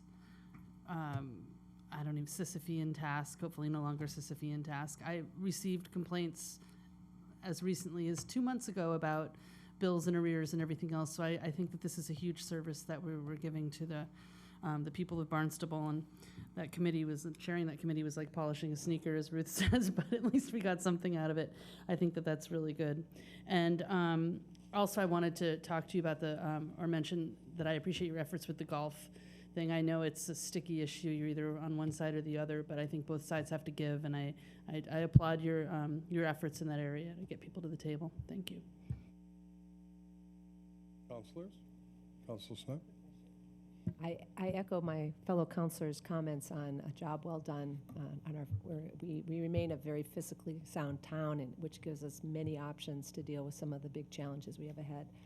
Just a quick question. I noticed with the Barnstable Municipal Airport having their hearing on the draft public involvement plan, is that a very similar process to what the county was doing and holding meetings here? Yes. And is this a parallel process because it deals just with the airport? Or They are separate processes. I know that we were asked to look at any efficiencies that we might have by combining them. Okay. But they are separate processes. So will there be any intersection with that, or are they completely? Well, I think there's common issues there, so certainly from my perspective, I can try to bring together those common issues, but as far as doing a public involvement plan, county has to do one, airport has to do one. I think what's difficult for the public who wants to stay on top of these issues is if there are two processes going on and they both are to outreach to the public. Sometimes there's probably some confusion on that, but thank you for making sure that they stay coordinated. I will do that. Councilor Rapkossetti? Thank you, Mr. President. Thanks, Mark. I guess this is my time to express concern about Route 28. So we're talking about the Bill Grant application, transportation. I don't know how often you communicate with District 5 in Taunton, but the condition of Route 28 is really bad, especially around Finney's Lane and the Old Stage intersection. I mean, it's delaminating, and there's some pretty serious cracks on Route 28. So I know it's not in the tip to do anything, but is resurfacing of Route 28, does it have to be within the tip? Is that a project that falls within the tip, or is that something for maintenance that happens? It can, and it depends. It can be operating budget, it can be tip funded, it can be, if a project is deferred from the tip, they can redirect it to the district in which the tip project was going to occur and accelerate a project. So we will reach out at our next council meeting. I'll give you an update on the entire Route 28 and where we are, both with the Cape Cod Commission, looking at some of the intersections that you and I and other councilors and myself have talked about, as well as what's their planned maintenance or capital improvement along that corridor, okay? I would appreciate that. Yes. Thank you. Councilors? Hearing none? Let's invite Okay, Assistant DPW. I'd like to have Patty Machado come up to give us an update on how things in her division are functioning. Oh, you're up next? No, sir. One more, quick one. Quick one. Go ahead, Patty. I told you could follow me quickly here. Thank you, Mr. Ellis. I know I'm here to report basically about the general operations for the beaches and the aquatic wildlife that we're experiencing here on Cape Cod. And we are experiencing it here in Barnstable. To start out with our beach operations, we were able to fill all of our lifeguard positions, and we are one of the few nationally that are full. And we can attribute that to our lifeguard trainers doing a lot of extra work in the school system, the YMCA allowing us to come over and use their facility, and then us doing a lot of classes to get people. But we have a lot of young lifeguards, and we're training, but we're fully staffed, and we're doing a lot of training. That's all I can tell you. And so I feel very proud that we were able to do that, because National Seashore couldn't do it, Truro couldn't do it. There's a lot of places that are in dire situations, and so I really have to say we're very fortunate here. Our beach sticker sales are right on the target, even though we went up $5 this year. We are equal to last year. We've sold over $20,000. We do that, and maybe some of you don't realize that, but our volunteers, we have over 45 volunteers that live in our town that help make that operation happen. We are the only place that I know of that does it with volunteers, and we couldn't do it without them, and it saves us a lot of money. We do have one full-time person that works, but they've been a great addition to our community. So spring's been slow. As we all know, the weather wasn't exactly stellar, so beach operations have a lot to do with the weather, as we all know. But 4th of July, the 3rd of July actually hit, and it got crazy here, and exciting at the same time. There was a lot of energy, a lot of fun, a lot of really dynamic people that came here to visit, and our community just came together, and it was just a wonderful celebration here. However, you know, we still make the same amount of revenue because there's only so many parking spots. This was the first year Veterans closed at 7 a.m. We were full at 7 a.m. Dowses opened at 9, was full by 9:30. And all the other sites were full by noon. Everything was completely full. And with that, you think, wow, isn't that great? But then what happened is all of our roads, people were parking everywhere and walking to the beaches, and they were dropping off. I've never, in my 44 years here, seen this many people on our beaches and in our water. At 10 a.m. at Craigville, there were 200 people in the water at 10 a.m.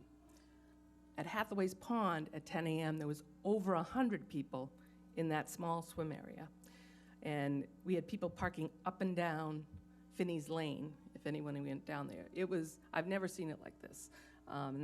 But I have to tell you, people were very well behaved, and we only had one arrest, and Barnstable PD was there throughout the whole day helping us with the parking situation. The parking enforcement was out there. I mean, we really, you talk about a town coming together to make sure that people came here and had a good time and they were safe.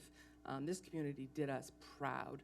From the staff at the beaches to every single employee that was out there. There's trash being picked up. We had no complaints about trash. That's never, ever happened. So, you know, DPW, this was a big weekend. I've never seen it like this. So, again, we can be very proud of our town. So, let's talk about our wildlife. Last year, over the last couple of years, we've seen an increase in seals on our south side. So we went from 3 2 years ago. Last year it was 13 seals.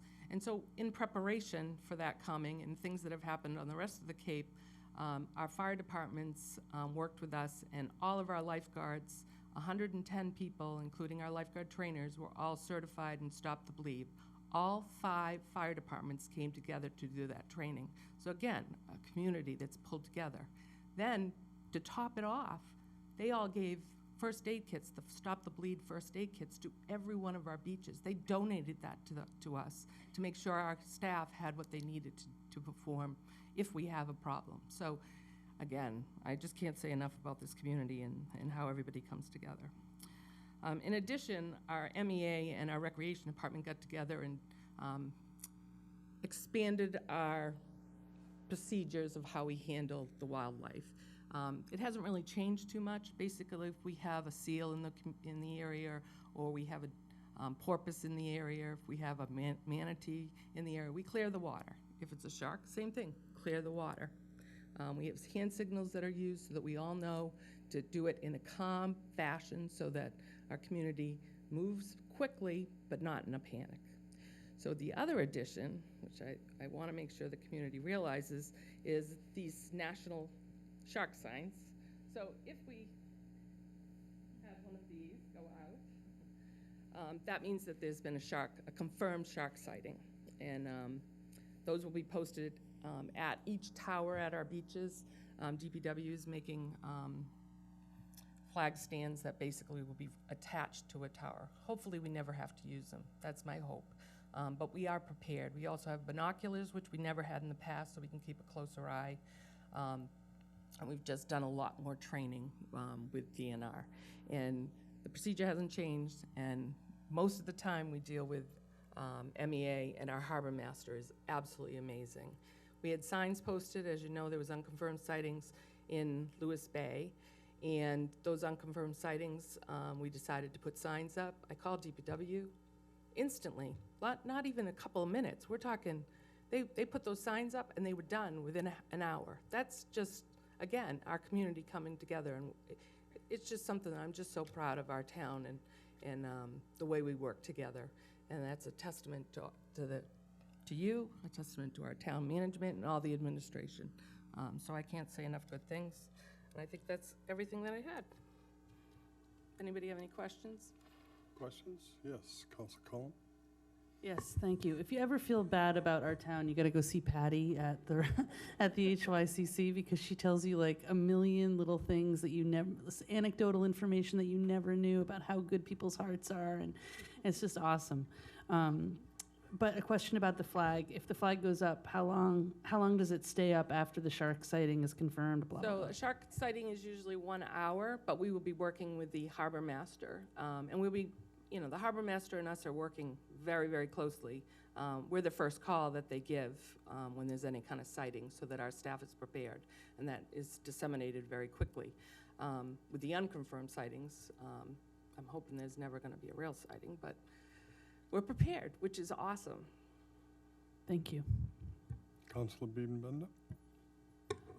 I just want to echo your comments about the town working together when we became slammed with visitors on our beaches. And I've started beach cleanups on Sundays, and I went out on the 5th, assuming that it was going to be horrendous. And to the credits of your lifeguards who clean up the public beaches, and DPW, who were cleaning out the bins. I mean, I went out there on the 5th. I was there at about 7:45 in the Long Beach Conservation Area. Chris Canella from Structures and Grounds had already been there for a good half an hour. So he was there at 7:15, packing like this mountain of trash off of the Long Beach Conservation Area. So, a big shout out to DPW and to your staff for doing such an amazing job in handling that whole weekend. Councilors? Yes, Councilor Rep Cassetti? Thank you, Patty. You're great. You really are great. There's no parking signs and no this, no that. I think we need no seal signs, I'd right? like them to read. Yeah, right, that's right. Thank you so much, really. That's it, Councilors? Thank you very much, Patty. Great report. Oh, I got one down here. Councilor Dagwan? Thank you, Mr. President. I just, again, wanted to thank you for this presentation, this update, Patty. It's just great. And I know how hard, as one of my councilors already spoke about, how well you work with the youth here. You always have such a positive thing to say about them and the youth in the community, and how you really work with them and have them give back. But I think more importantly is the issue of the lifeguard.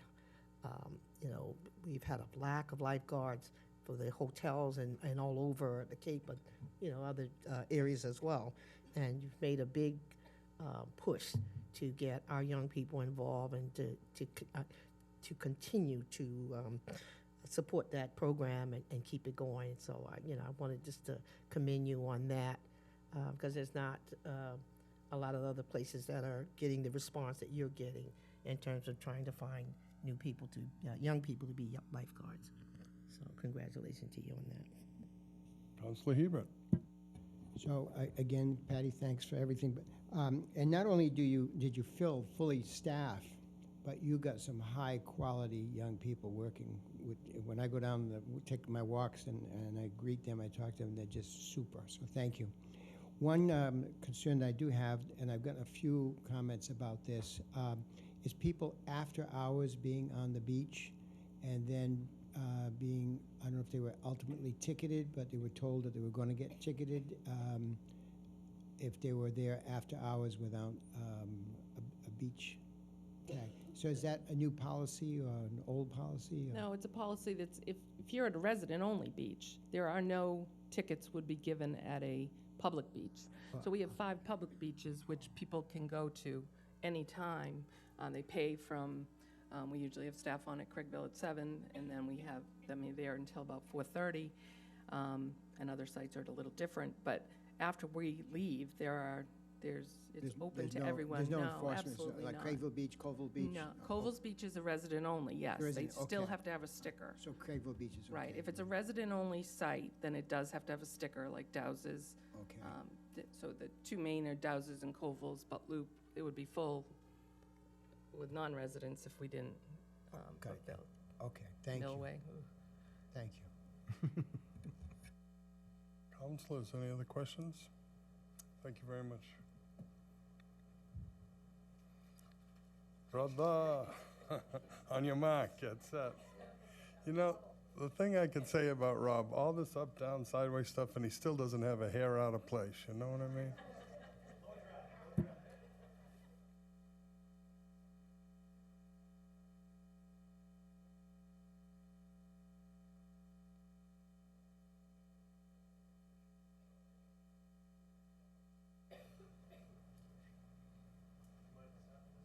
Yes, whatever you're comfortable, please.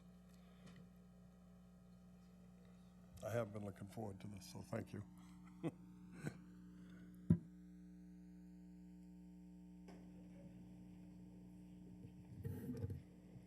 Okay. Mr. President, Councilor, thank you for having me. What I'd like to talk to you about tonight is just sort of an update to the comprehensive field evaluation. This will be a continuation of a briefing that was given last June to you all. And at that time, we came before you and did a very comprehensive look at sort of the background to this. We're not going to repeat that tonight. What I am going to do, though, is sort of do a little bit of summary of what was discussed there, but then pick up from what we've done from that point to now, because the plan has evolved.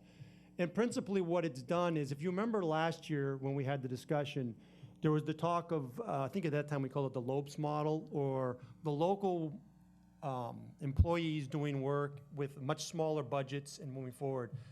After that presentation, we decided we wanted to formalize that into the report. And we've spent this past year incorporating that into it, and we will talk about that in some detail tonight and what that looks like and why that's there. Other things that have happened since the last time we've spoken, there's some really good news items that have happened on the operating budget front. We requested some additional staff, principally to support maintenance and the Lopes model, and you've granted those to us. Thank you very much. We'll talk about that. And then going forward with the maintenance model of the Lopes model, CPC has already approved the Barnstable Hollow monies, and that will be coming to you as well. So to take a quick step back, the purpose of the study, again, was to determine the types, quantities, and locations of fields and where we want to have them and how we want to do that, both now and into the future. It really arose because at the time that the Lombard CIP came to us, the Lopes CIP was right with it. They were sister CIPs at the time, similar levels of effort in both. And there were some real questions in DPW at that point in time about, is that the right place to be making that type of investment?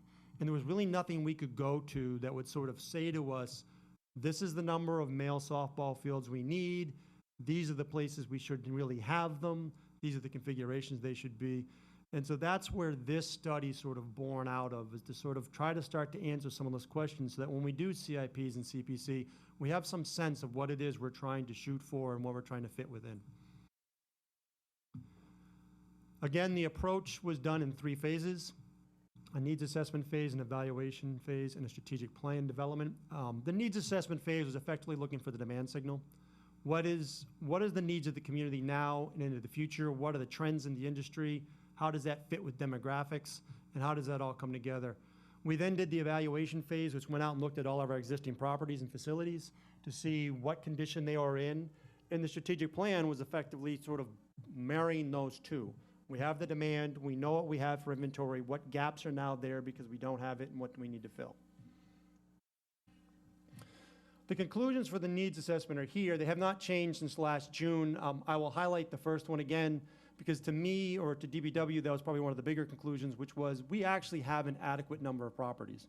We were not sure of that as we went into this, but it did conclude that we did. Now, we may not have the right mix of fields on those properties, or the right types of fields on those properties, but in terms of raw ownership of property, we probably have the right number of them.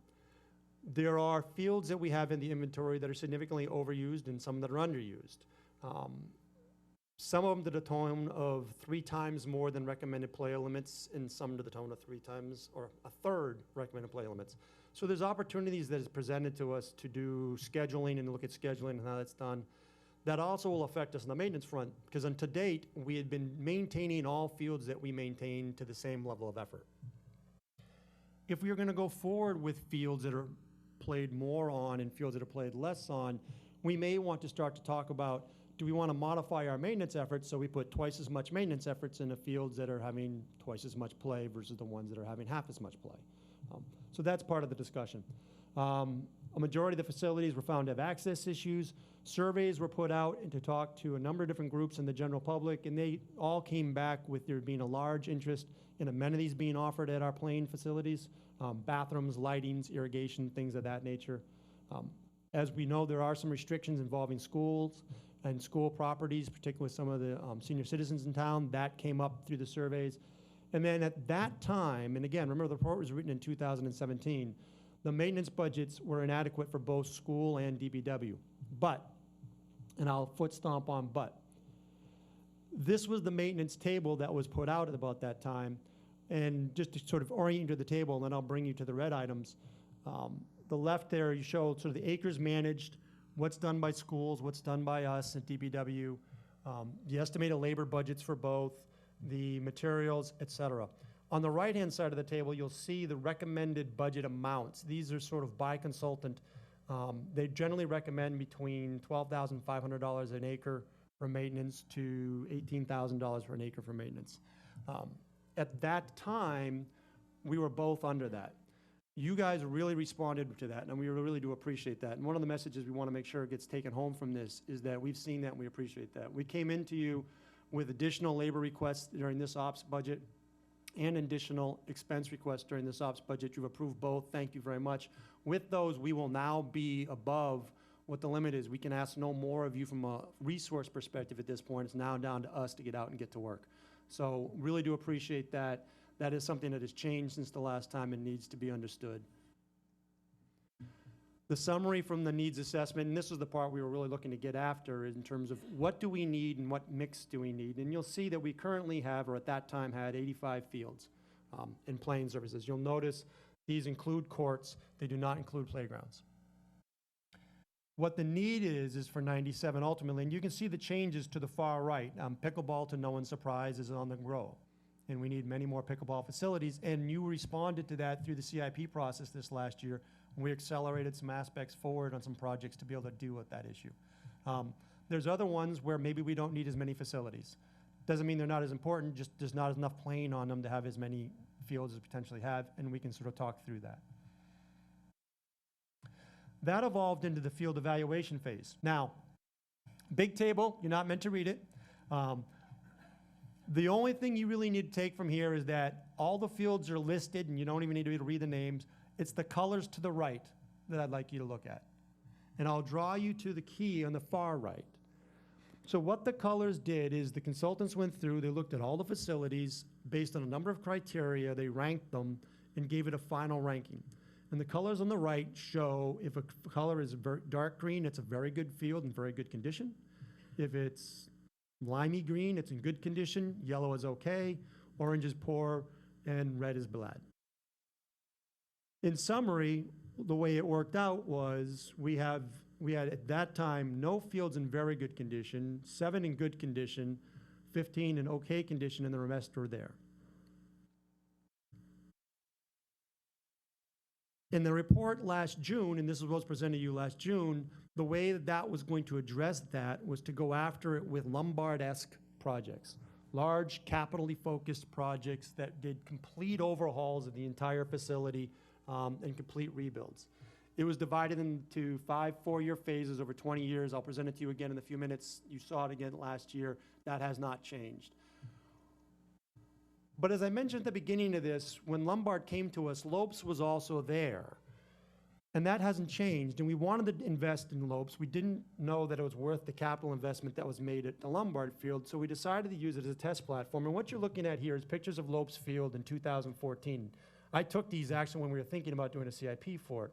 And it was in pretty tough shape. As somebody who actually played on that field, because I play men's softball, I can tell you that the posts over by the bench over there were a hazard. If you'd fallen on them, you would have died. It was in tough shape. So we said, what will happen if DPW takes its crews, and we have lots of expertise. I mean, you've mentioned Chris Cannella already tonight. He's a squared away human being that knows a lot about these things. And put them on there with a little bit of seed money, and what could they do? And what resulted was this. And this was done for about $16,000. So we have $1.6 million at Lombard and $16,000 at Lopes. Now, is this to the same level as Lombard? Probably not. But is it good enough to get us to a 3, for instance, on our scale to the okay level? I would argue it probably is. And we felt like there was validity in this. And if you remember, we talked about this briefly at the end of the presentation last year at this time. This is what we wanted to build into the report and what we've done this past year to do so. So the lopes or maintenance approach is now a part of the report, and it's now in the document. It's the biggest change since the 2008 presentation, and it focuses on using our crews to try to bring all fields that we touch and interact with up to at least to a level of 3. Now, we think we can do better than that in many cases, and over time, they'll probably improve with time, given proper maintenance, which you've now funded, and we appreciate. But the goal is to at least get everything to a 3. To do that, we needed to increase staff size, and we'll talk about that in a second. They would continue to do things such as irrigation, fencing, drainage, deal with all those same issues. We would bring the funding to you on a case-by-case basis. And as we talk about with, and I will talk about with plans can change, and we understand that. You know, look at pickleball this last year. This will allow us as a community to, on a yearly basis, say, this is the next field that's currently recommended, but is it the one we want to do? And have that discussion on a year-to-year basis with the funding of it. Courts, whether it be basketball or tennis or beyond our expertise, those will continually be done with in a capital way, because that's not something that we can do. And for the purposes of the study, and for the purposes of the report, what we made the assumption of is that every field will cost $150,000 for the first field on a property. Subsequent fields on the property will be $125,000 apiece. That's because there's efficiencies that are made out of the first one. So for instance, if I put an irrigation well in on the first field, subsequent fields don't also need irrigation wells. That same well can be used for all of them. So that's how the estimates got made. On the staff side, what you're looking at here is the ground sections of the Structures and Grounds Division within the Department of Public Works. The 2 crews to the far left, the Ground Crew 1 and Ground Crew 2, those are the crews that you see moving across town, dealing with most of the public properties you see today. Inside the red circle, there's the field mowing crew. That currently exists. That was built a couple of years ago to try to start to get on top of this problem. That currently exists with a grade 8 working foreman at the top and the 2 seasonals at the bottom. To that, you have added, and we thank you for it, the 2 laborers in the middle, and we appreciate that. The field construction crew has not yet been staffed, with the exception of the equipment operator. And what we want to do is, we asked for that this year, you've granted us that this year. They're going to leverage that equipment operator into the field mowing crew and use those staffs to start the process of this field rebuild and make sure that this gets off the ground correctly. So the plans themselves.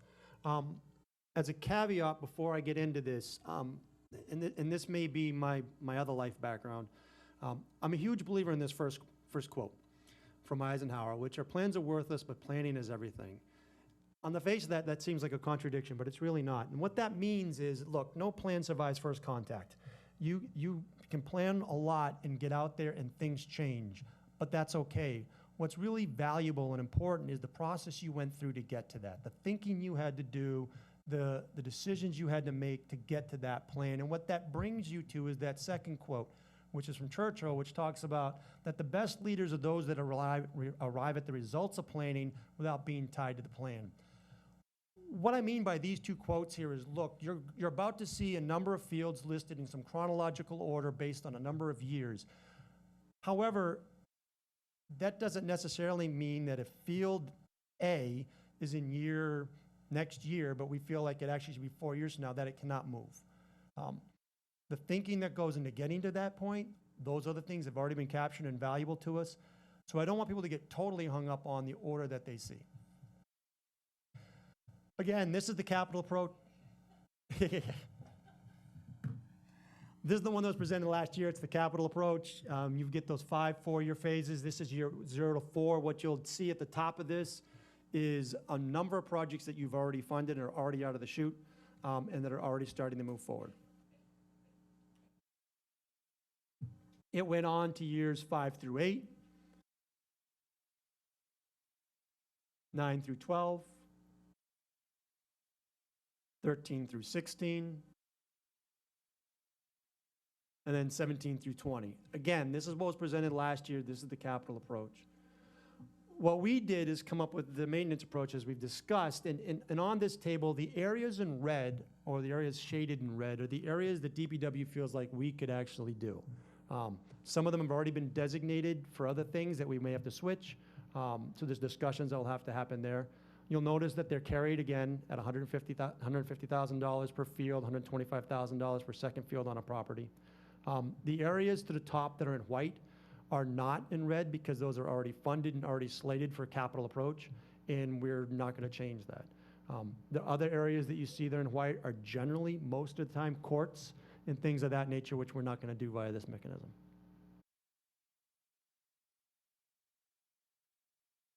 Towards the top of this list, you'll notice that Barnstable Hollow is moved up the field. So those of us that were at the presentation last year, you might remember Councilor Flores talked about Barnstable Hollow being down towards the bottom. It was initially.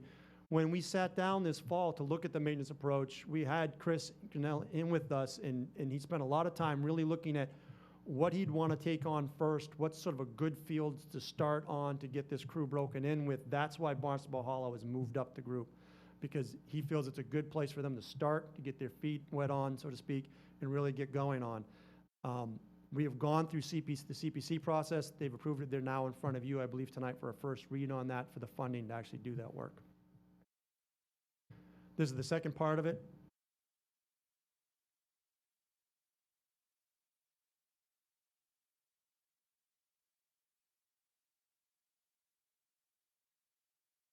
And so the natural next question is, well, how do the two approaches compare? And so I'll draw you to this table. The top line is sort of the capital costs with either approach.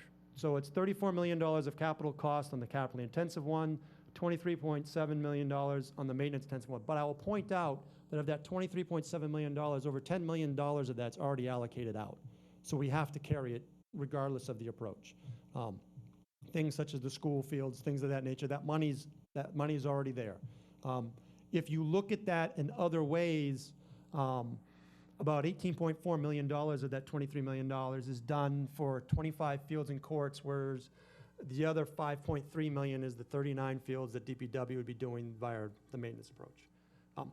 Also on the table is maintenance labor and capital labor. Maintenance labor is both the same because regardless of how the field is reconstructed, it will need to be maintained. Capital labor is purely on the maintenance side, as we talked about. The 20-year period, you multiply those out, you come out the bottom. So at a minimum, it looks like there's about a $7 million savings over the course of 20 years to utilize our personnel and the maintenance approach. But again, within that, baked into that is a significant number of projects that are already funded and already out there, so they're also included within that. And with that, I'll take any questions. Thank you, Rob. Terrific job. Councilors? Yes, Councilor Grassetti. Hi, thanks, Rob. Appreciate it. I can't help but look at the Marston's Mill School, which is closed, and that's slated for 2025. And Katuitt, which is being utilized and most likely will be utilized by a new entity, is slated for 2030. How does that figure? How do you, I mean, can that get changed? Because Marston's Mill School is closed, not even being used. Might not even be a school. So, absolutely, and that was my point. This is flexible enough to change things around. Right, and that was my point with the Eisenhower comment. Okay, Is that you know, the plan is meant to give us guidance and direction in terms of way forward. But what people tend to get fixated on is that list and the dates next to things on that list. Every single one of those projects has got to come to you as a project to be discussed on the merits of it. And as we saw last year with pickleball, I mean, pickleball in 2017, when we were writing about this, was coming onto the scene. It just got accelerated significantly through the last CIP cycle to deal with what's going on in the community. At the end of the day, DPW is, we implement. You know, and we rely on the community to give us input in terms of what they want implemented and when they want implemented, and we do that via this body and others. So my expectation is that as we go forward, conversations just like that will happen, and there'll be a discussion about that, and they'll say, you know, let's not do this, let's do this. And that will be fine, and we'll push it through. I mean, the perfect example to that is the Barnstable High School, which at one time was very low, or much lower on the list, and then all of a sudden rose to priority number one. Yep. So that's a good thing. And I just lost my train of thought. Anyway, thank you. You're welcome. I'll be happy to come back to you, Councilor Rapcorsetti. Anyone else? Yes, Councilor Snap? Thank you. Rob, could you kind of give us a sense of what is involved in that 150,000, capital costs? I'm assuming that, each project might be, that's an average price. Right. And I guess the proposal that's going to come before us later tonight from CPC, it's 162, so it's sort of in that ballpark. So what's that covering, and what are the sources So of we future funding? So we sat down and looked at that and tried to come up with sort of a middle ground number to be able to utilize across the board on that, recognizing that some are going to be higher, some are going to be lower, depending on what we run into with each field. Within that would be the expectation of irrigation, fencing, and we'll probably do fencing subbed versus us doing fencing. So as we sat down with Chris and his group to sit down and say, okay, what would it cost? We're trying to piece together all these parts for 39 different fields, which will all be different, and come up with sort of an average, which is where that number came from. Yes, Barnstable Hollow's in at 162. Centerville Rec, which is the next one theoretically that's going to be coming in the springtime. I'm not sure where that will be yet. It depends on how much that scope expands or contracts depending on it. But you will see them fluctuate back and forth depending on what the conditions of the field. If we get into a field, very much like Lopes, for instance, where it's determined that there needs to be significant drainage and engineering done to it, that will be much more expensive potentially than one that doesn't require that. If a field already has irrigation at it and already has water and already has power at it, that's less expensive than if we're installing an irrigation well and things of that nature. Am I answering your question, or we're kind of working around it? Follow up? Did you imply that the irrigation could be done by Barnstable staff, or would that have to be bid out? Or? No, we would have, the wells, if you're talking about the well itself, that, we don't do that. Right. On small projects, we can actually install the irrigation piping. Probably won't in most cases. I think Chris is going to try to do some of that actually with Barnstable Hollow this time, as much to train his crews on how to do it as anything else. But generally speaking, we're probably not going to do, we'll probably sub that out. One more question? Follow up? In light of the conversations we've been having about management of turf in our golf courses and the need for us to be very sensitive about how we're making these landscaping decisions, what's going into your equations in terms of how we can best manage these fields? In terms of maintenance or in terms of the capital projects? The maintenance. So Chris is very sensitive to the discussion that's been happening here. He is using all organic products at this point in time, and is not using anything other than that, and has adapted to those approaches. Some of them require more effort on his part and his crew's part, and he understands that. He spoke to that a little bit when we talked to CPC about Barnstable Hollow itself, in the sense that the way to get rid of the weed, what he calls sort of the weed layer, is he's going to have to go through and cut all that off now physically. And take out 6 inches of soil versus being able to kill it off and then deal with it. So he's responded and adapted to that approach. Thank you. Councilors? Yes, Councilor Rapcorsetti. I remembered. Can you provide the list of fields that are, and their rating of how they're used or underutilized for us? Yep. And also, could you provide your presentation in PDF so we can enlarge it? Great. Thank you. Thank you very much. Yes, Councilor Neary? Thank you, Mr. President. Just a question for clarification. Prior to the DPW taking over these fields, what was the process and what was occurring which led to, let's just say, the depreciating condition of the fields? I'm not sure I completely understand the question. Well, the DPW is now taking over the maintenance of these projects. So we had maintenance of them. We had it with, so originally what you had was those 2 grounds crews. Go back to this. So the fields that we did maintain, those 2 grounds crews you see up there were doing everything. Doing all the green spaces, the town greens, the parks, the fields, everything that was within our domain. What has changed, or what changed, I think it was 2016 we did this, when we started adding the field crew, which was, we came to you, asked for a grade 8 general foreman and 2 seasonals, which you provided us, and we started maintaining the fields to a higher level with that crew. I think they were still the same fields that we were maintaining previously, we were just able to put more effort into it. So they weren't necessarily that we took them over, it's we were able to invest more into them. And this will continue that continuum.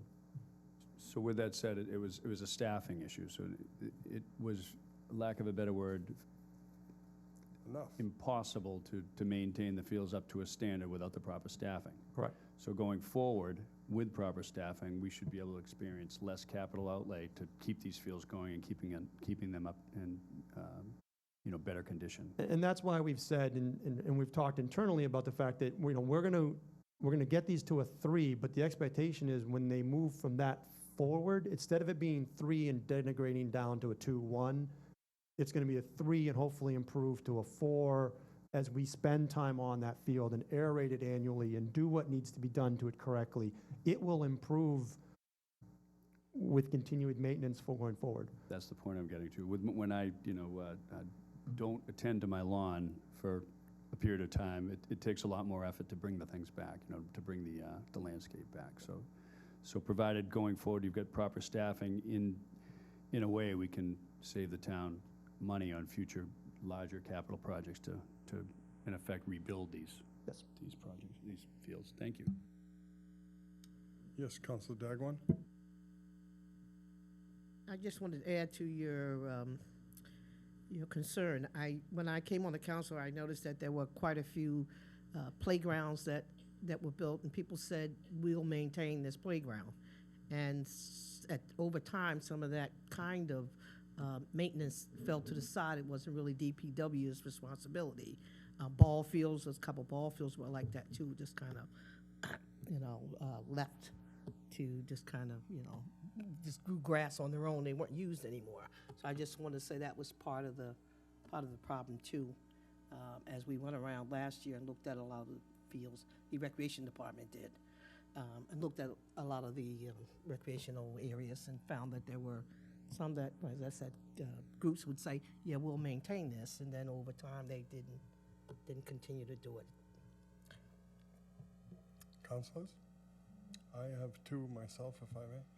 Obviously, when we're talking fields, we're talking one of the major expenses will always be the grades, the soils, and all the issues that are there. I saw the change of staff, but are you confident that the equipment you have is available to go onto these fields and make changes? And will you be cross-referencing the projects against which project might need to cut 6 inches and then screen the loam again, and which one has 12 inches of loam, which really isn't good for a field either. So have you had the chance to look at any soil evaluations that might assist you with matching projects together to a give and a take on it? And Chris has, and he's looked at soil borings for the number of different fields in town. And one of the things he has come to the conclusion of is, and this was echoed by others, is that a number of the fields are actually pretty well built initially, so that the soil infrastructure that's there is not terrible. It just needs to be spruced up, maybe for lack of a better term. And so he's looked at that. That's been taken into consideration. That's, for instance, why Barnstable Hollow, he's only taken off the weed seed layer to be able to move forward in maintaining the rest of that and such. Well, if we use screeners too, I'm sure we're going to do very well with the loam because it's quality products. My last thought is when we were doing some work trying to improve the situation in the Austell fields at the Bay School, we asked COMM to get involved with saddle taps and things like that for us to assist us when it comes time for irrigation, and they were more than generous with their time and their opportunity. So I would suggest that you take that as a quick opportunity to reach out for our districts and see if we can't look at that when we come their way and improve the expenses here. All right. Thank you very much. Anyone else? Hearing none, thank you. Thank you for your time. Nice job, very nice job. I'd like to take out of order, if I may, with the council's permission, a order that I would like to turn over to Councilor Biedenbender, congratulating one of our fine facilities in the village. Hearing no objections, Councilor Biedenbender, please feel free to go down to the podium.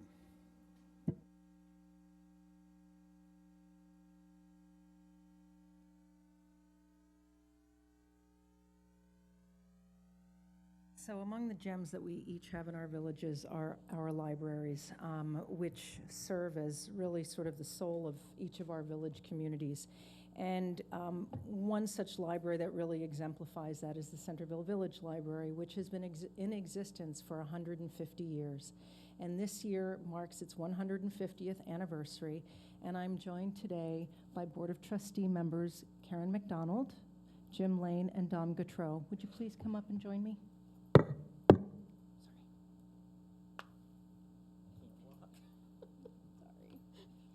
I want to thank you for your patience. I know it's been a long night, and you've been diligent and wonderful. Thank you.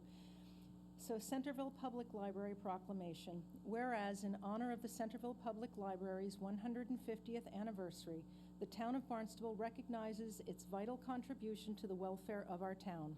Whereas, starting in 1869, with just a few books to lend on shelves in the local general store, it has become a hub of activities with lectures, computers, bridge, chess, and book clubs, knitting groups, art lessons, wellness and fitness programs, and yes, books, both print and electronic. Whereas the Children's Department has nurtured many generations of children with story hours, games, and activities. Whereas numerous local groups use its spacious rooms as a meeting space.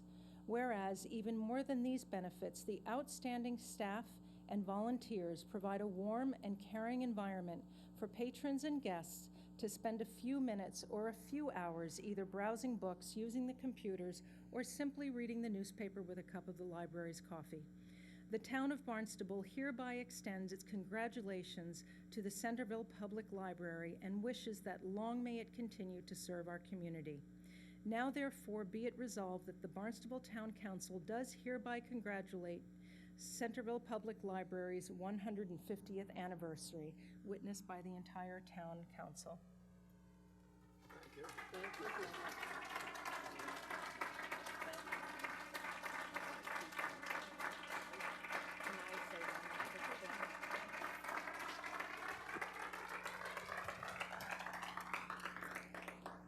I know it's been a long night, and I just want to say one thing, that we're thrilled to be 150 years old. And we hope that anybody that's watching this and anybody that's still here comes to join us for our birthday bash, which is a street fair. And it's Sunday, August 4th, from 1 to 5 p.m. in front of the library, from the 1856 Country Store down to the Four Seas Lights. We'll have food trucks and music and games and everything, and it should be a wonderful event, so we hope to see you there, and pray for good weather, please.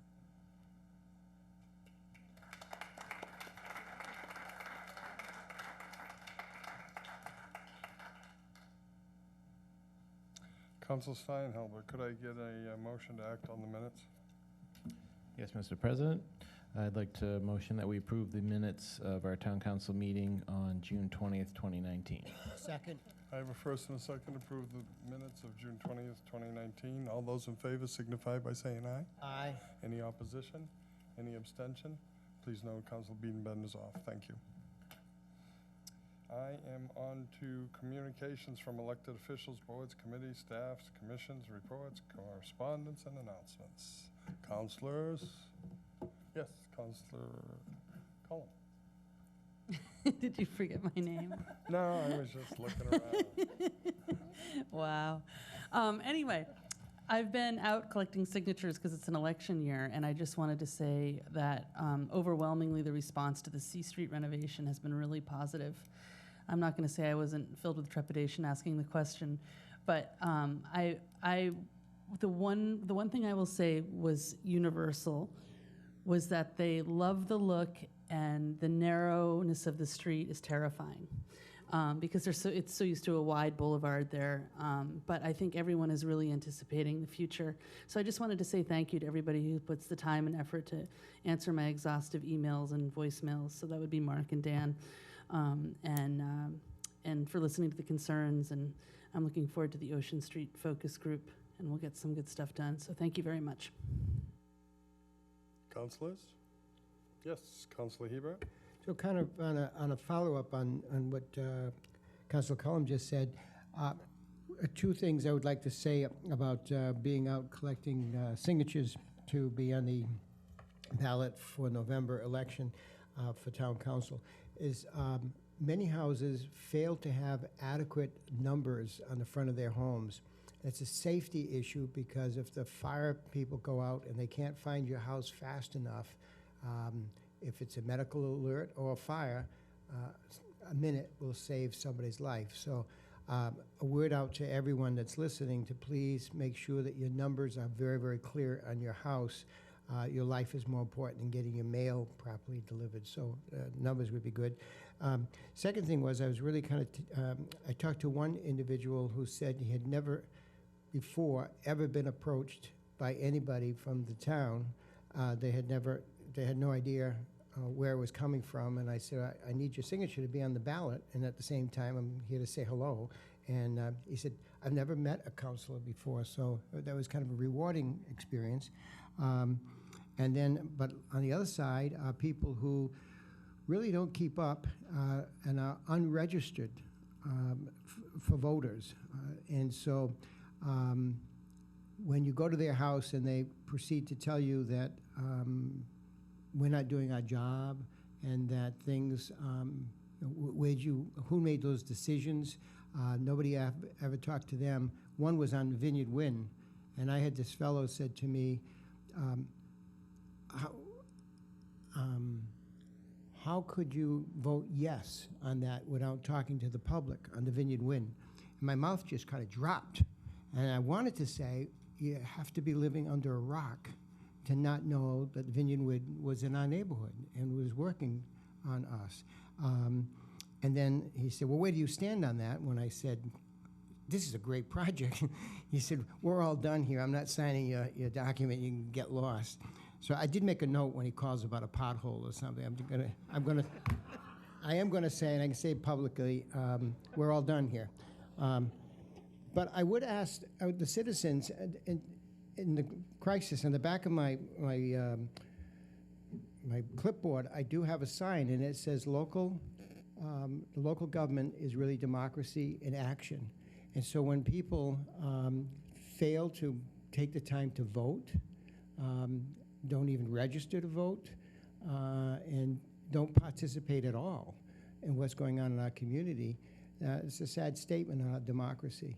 And I was shocked by how many people are really not registered to vote. They're a citizen, they're on the status, the census, but they're not voting and they're not participating. And it's not a sense of pride that I'm in one of the 3 precincts that have the poorest turnout on elections. So it's a sad statement, but so thank you. Yes, Councilor Dagwan. Well, thank you, Mr. Hebert, for mentioning that as well. I find many times people don't know who their town councilor is or what precinct they live in. So I think it's important that we do maybe mention that a little more often as town councilors to try to help educate the public. But my communication has to, since we're not going to be here and meet again until August the 15th, there are 2 events that are coming up in August. One is August the 2nd. It's a Friday, and it is the Unity Day.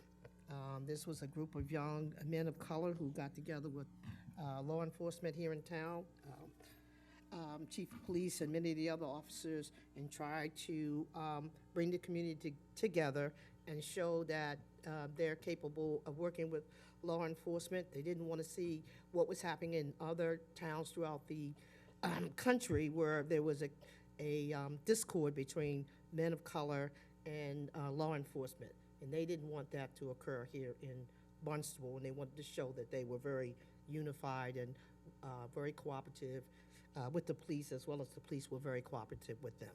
So it's their 3rd Unity Day event. It's going to be August the 2nd.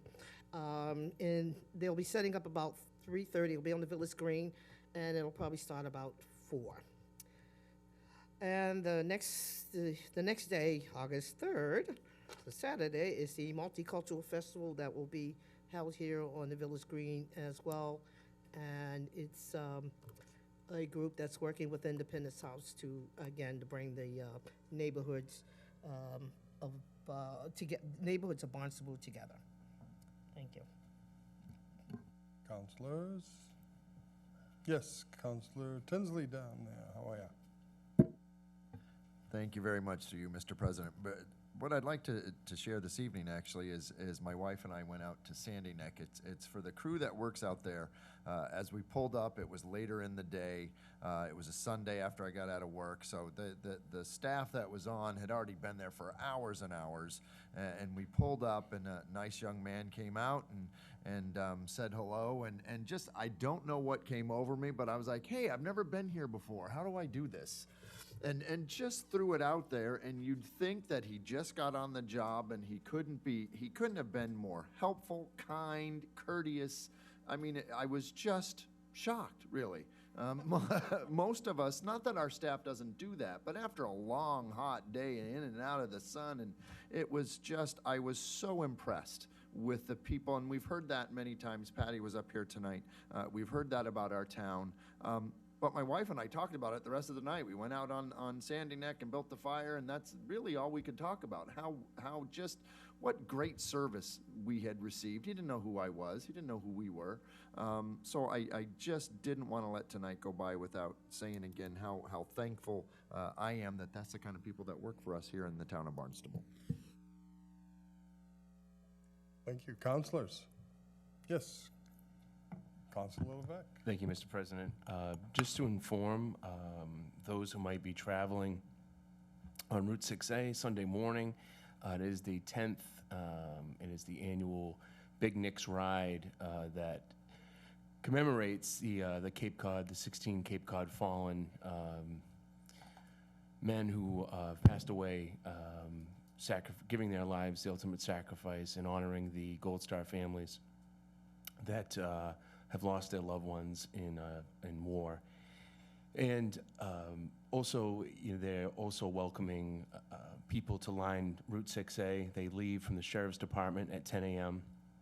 and they go all the way up to DY High School, and they just love to see people out there waving their flags, being patriotic in every town from Bourne all the way to Dennis Yarmouth, and they're actually offering an award for the most patriotic town. So I just wanted to put it out there to our Barnstable constituents along 6A. If you get out there, they are honoring those who honor them and honor, the 16 fallen, and that it's a benefit to that goes to the Big Nick, who is Nicholas Exaros, and his passing, his 10-year anniversary of his passing is this Tuesday, July 23rd.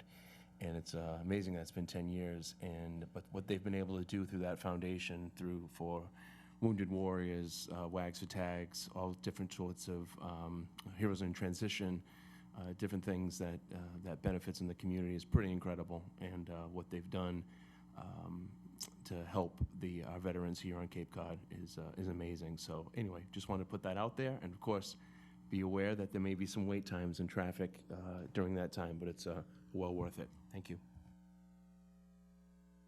Yes, Councilor Bean-Bender. I just wanted to take one quick moment and wish Councilor Cullum happy birthday. Happens every year. Well, it's better than the alternative. Right. Happy birthday. We could give her a rousing couple bars. We got to sing it down the end. We got a few things we could do for her. Matt, would you like to lead us in a little happy birthday to Me. Happy birthday to you. Happy birthday to you. Happy birthday, dear John. Happy birthday to you.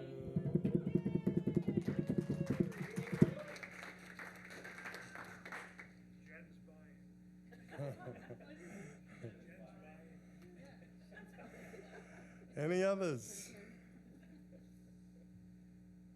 Hearing none, we'll head for the orders of the day.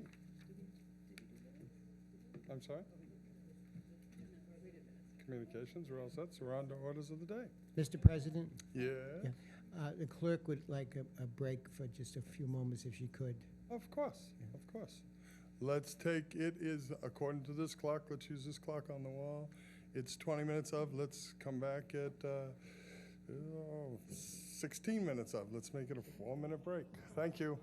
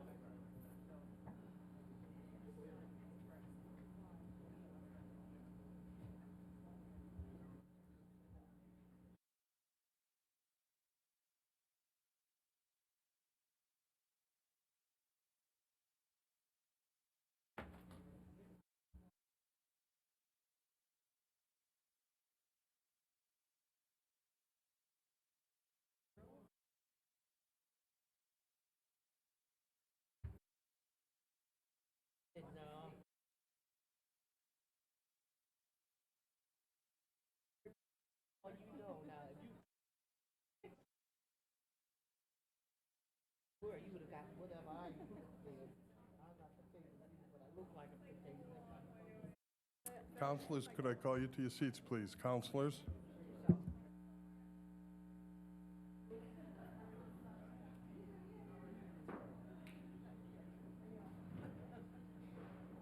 Assistant Clerk, could we have a roll call, please?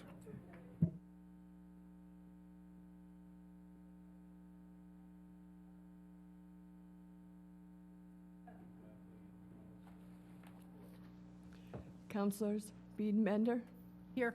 Crocker. Here. Cullum. Here. Dagwan. Here. Flores. Rapcorsetti. Present. Hebert. Present. Levesque. Here. Neary. Here. Schnapp. Here. Steinhilber. Here. Tinsley. Here. Wallace. Here. Thank you very much. I will start with my counselors to the right. Counselor Tinsley, could you get us started, please, with 219, 221, and open it for a public hearing? Page 5. That's 219, 212. Through you, Mr. President, open to a public hearing, item number 2019-212, appropriation and loan order in the amount of $1 million for the construction of water infrastructure as written. I have a first. Do I have a second? I have a first and a second to open 219, 212 to a public hearing. All those in favor, please signify by saying aye. Any opposition? Hearing none, we are in the public hearing portion for rationale. We're fortunate to have our Director of Public Works, Dan Santos. Good evening, Mr. President, members of the council. Dan Santos, Director of Public Works. The town of Barnstable and Vineyard Wind have entered into a host agreement which allows Vineyard Wind to install approximately 5.4 miles of electric duct bank from Colville's Beach to Independence Park. Hyannis Water System has 3,000 feet of existing water main in Finney's Lane. It is an asbestos cement main that is over 50 years old and will need to be relocated to facilitate the proposed sewer project of the Vineyard Wind. The Department of Public Works is requesting funding to begin water relocation infrastructure coincident with the Vineyard Wind work. The project is currently in the design phase, which was funded earlier this year. Vineyard Wind is proposed to start construction in the late fall. Funding for this project will be provided from a bond issue. It is proposed that 1/2 of the annual debt service be paid by the general fund in the form of a transfer from the Capital Trust Fund in order to mitigate the impact on water rates as a result of this project. The Hyannis Water Board approved this project at their monthly meeting on July 16th, 2019. I'd also like to say that this is a maximum amount that this would be. We're still negotiating with Vineyard Wind, in particular with the design of their duct bank and where it's going to go.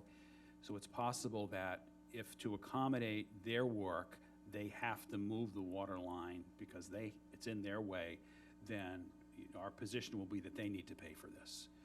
So we will continue those discussions, but we wanted to make sure that the appropriation was for the maximum amount so that if we need to do it as our responsibility, that we can fully fund it. Thank you. Thank you for the rationale. We are in a public hearing. Anyone from the public wish to be heard on this issue? Hearing none, I'll take a motion to close the public hearing portion. I have a first and a second. Thank you very much. All those in favor of closing the public hearing signify by saying aye. Aye. Opposed? Abstentions? Please record that as unanimous. Councilors, any questions for the rationale issues? Yes, Councilor Schnapp. Thank you, Mr. President. Given the news in the paper about Vineyard Wind maybe having a hiccup with its approvals, would we just put this project on hold if that doesn't go forward, or is there a? Yes. Okay.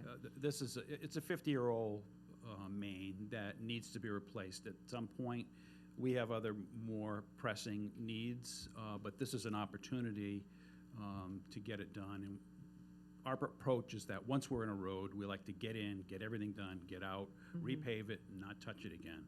And so that's why this presented an opportunity and why we moved this project up in our prioritization. Okay, thank you. Councilors? Hearing none, I'd throw it to the Assistant Clerk for a vote.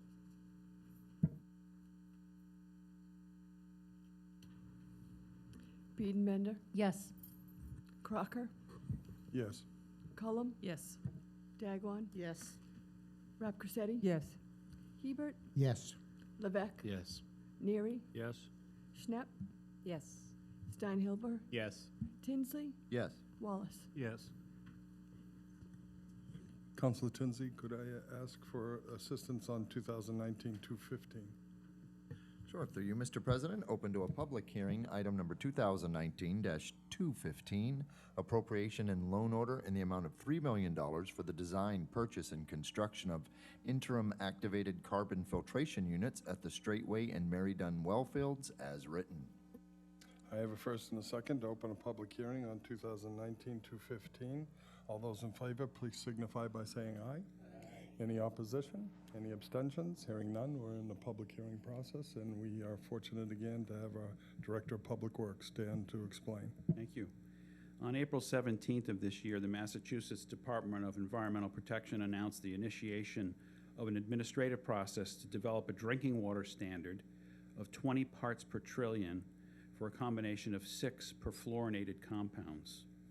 As a result of this last Department of Environmental Protection announcement, the Hyannis water system initiated multiple rounds of water sampling of several wells and found that several of these wells may not meet the new standard. In order to be able to deliver drinking water year-round under the proposed new standard, activated carbon filtration systems will need to be installed at the Straightway and Mary Dunn well fields. At the present time, the source of the contaminants has not been determined. The DEP is directed and is overseeing investigations at both the Barnstable Municipal Airport and the Barnstable County Fire Training Area. We also are aware that these PFAS compounds have been found throughout our environment, so it's going to be a very difficult situation to really understand where they're coming from, but that work will continue. But despite that, it's important that we get treatment systems on our wellheads and make sure that we're providing water that meets all standards. The Hyannis Water Board, at their regularly scheduled meeting on Tuesday, June 18th, voted unanimously to support this funding request.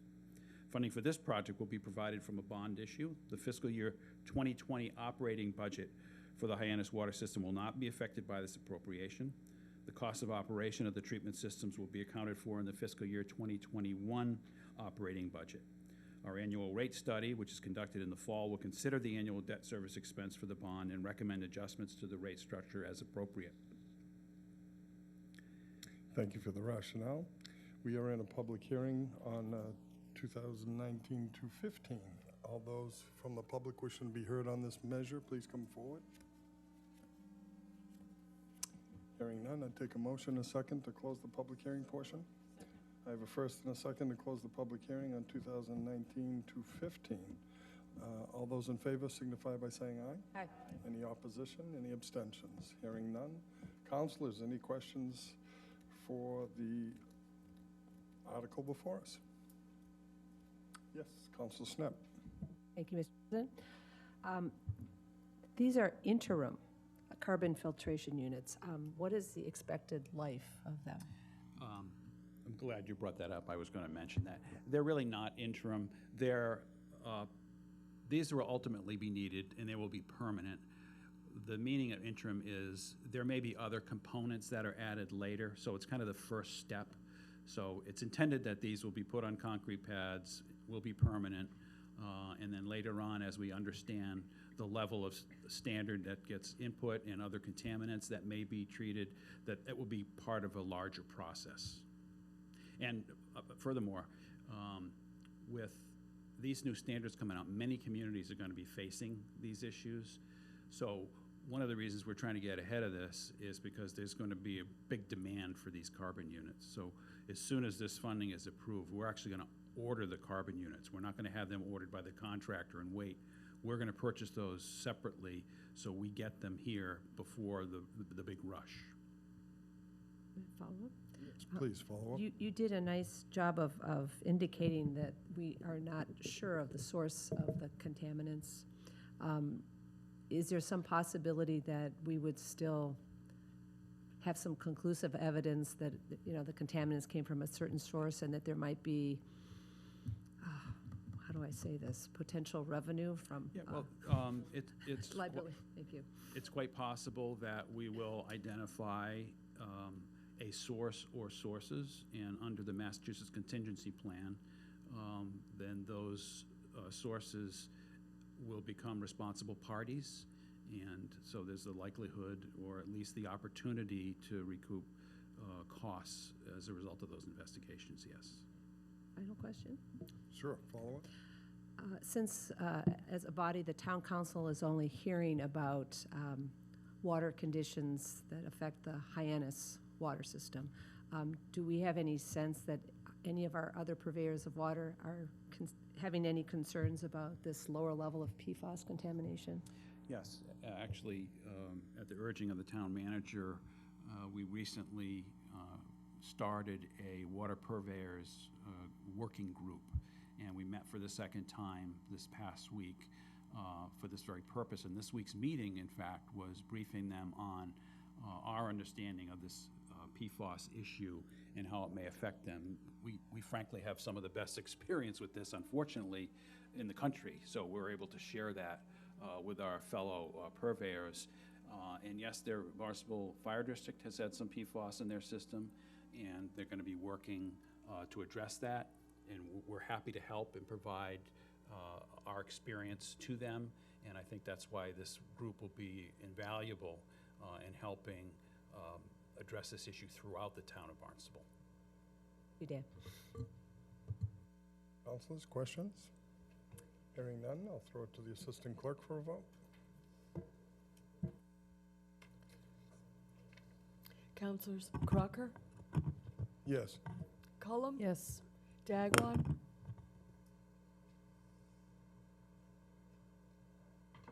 Yes. Rapcorsetti, Yes. Hebert, Yes. Levesque, Yes. Neary. Schnapp, Yes. Steinhilber, Yes. Tinsley, Yes. Wallace, Yes. Biedenbender. Yes. Thank you very much. Council Rapcorsetti, could you help me with 2019-216A? Yes, under old business, this is second reading and may be acted upon. Item 2019-216A, appointments to a board, committee, or commission. Resolved, the town council appoints the following individuals to a multiple-member board, committee, or commission. Wendy Beerwith, Marston's Mills, is a regular member to a term expiring 6/21. Let's see. I think she's on the golf committee. No, yeah. Yeah, she was appointed to the golf committee.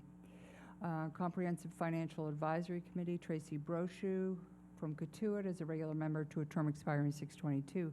Golf Committee, Suzanne Conley, Osterville is a regular member to a term expiring 6/22.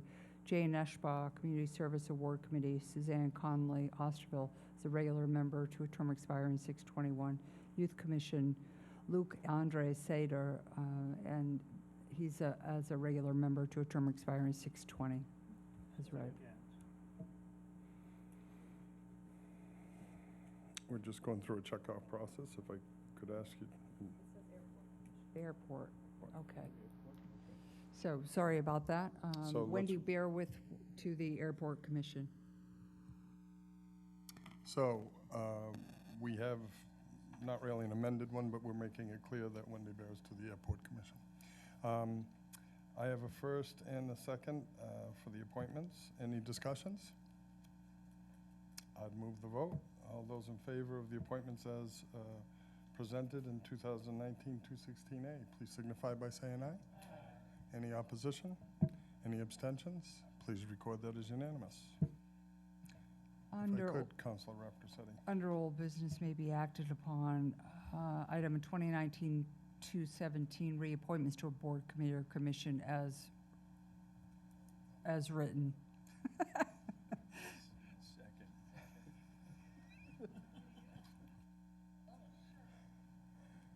Everybody's got it, it's been published, it's okay. All right, I have a first and a second. Any discussion on this lengthy appointment schedule for 219-217 as represented and advertised originally, 6/20, and here tonight for our vote?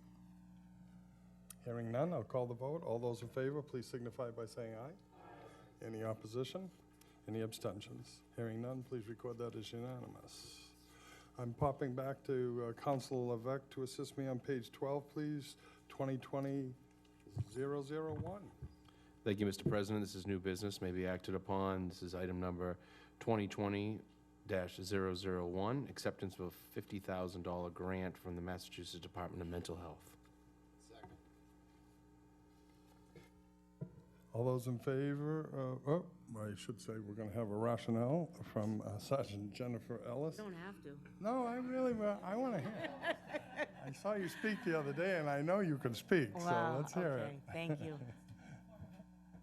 Oh, too late for that. Thank you for having me here. Just looking to get this grant renewed. Basically, it provides for us to have a part-time behavioral health clinician on our unit so that we can address the needs of people in substance abuse and mental health crisis throughout the town. Also helps us with getting important training to our police officers and our dispatchers for de-escalating situations with people in mental health crises, and hoping to get some supervisors some extra training this year. It gets also the community crisis intervention team training to officers, teaching them how to work with community partners to get people assistance, all under the umbrella of a jail diversion program, so that we're trying to, get people the help that they need instead of always pushing them towards the criminal justice system. Thank you, and thank you for your work on the street. You're welcome. Thank you. Any questions on the rationale side of things? I hear none, so I'm going to, down the end, I'm sorry, Councilor Rapcorsetti. I'm sorry I missed Sergeant Sturgis's memorial, but I understand that you wrote and read quite a poem, and I wondered if you could share that with me. I mean, I don't mean tonight, but I'd love to be able to read it. I'll make an appointment with you. Thank you. Thank you.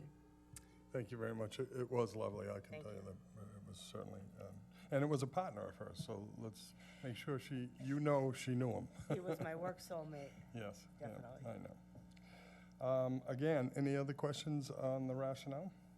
Hearing none, I'll call the vote on 2020-001. Here we go. All those in favor of it as written, please signify by saying aye. Aye. Any opposition? Any abstentions? Hearing none, passes unanimously. Thank you for your time. Thank you. I'm on for a couple refer outs. Starting on page 1535, I would ask Council Levesque to give me one more, please. 2020-002. This is, sorry. Thank you, Mr. President. This is new business. I refer to a public hearing on August 15th, 2019, item number 2020-002, appropriation and loan order in the amount of $975,000 for the construction of roadway and sewer work, as written. All those in favor of referring out 2020-002 to a date certain for a public hearing of 8/15/19, please signify by saying aye. Any opposition? Any abstentions? It passes unanimously. Councilor Neary, could you help me on page 17? Yes, President Crocker. 2020-03.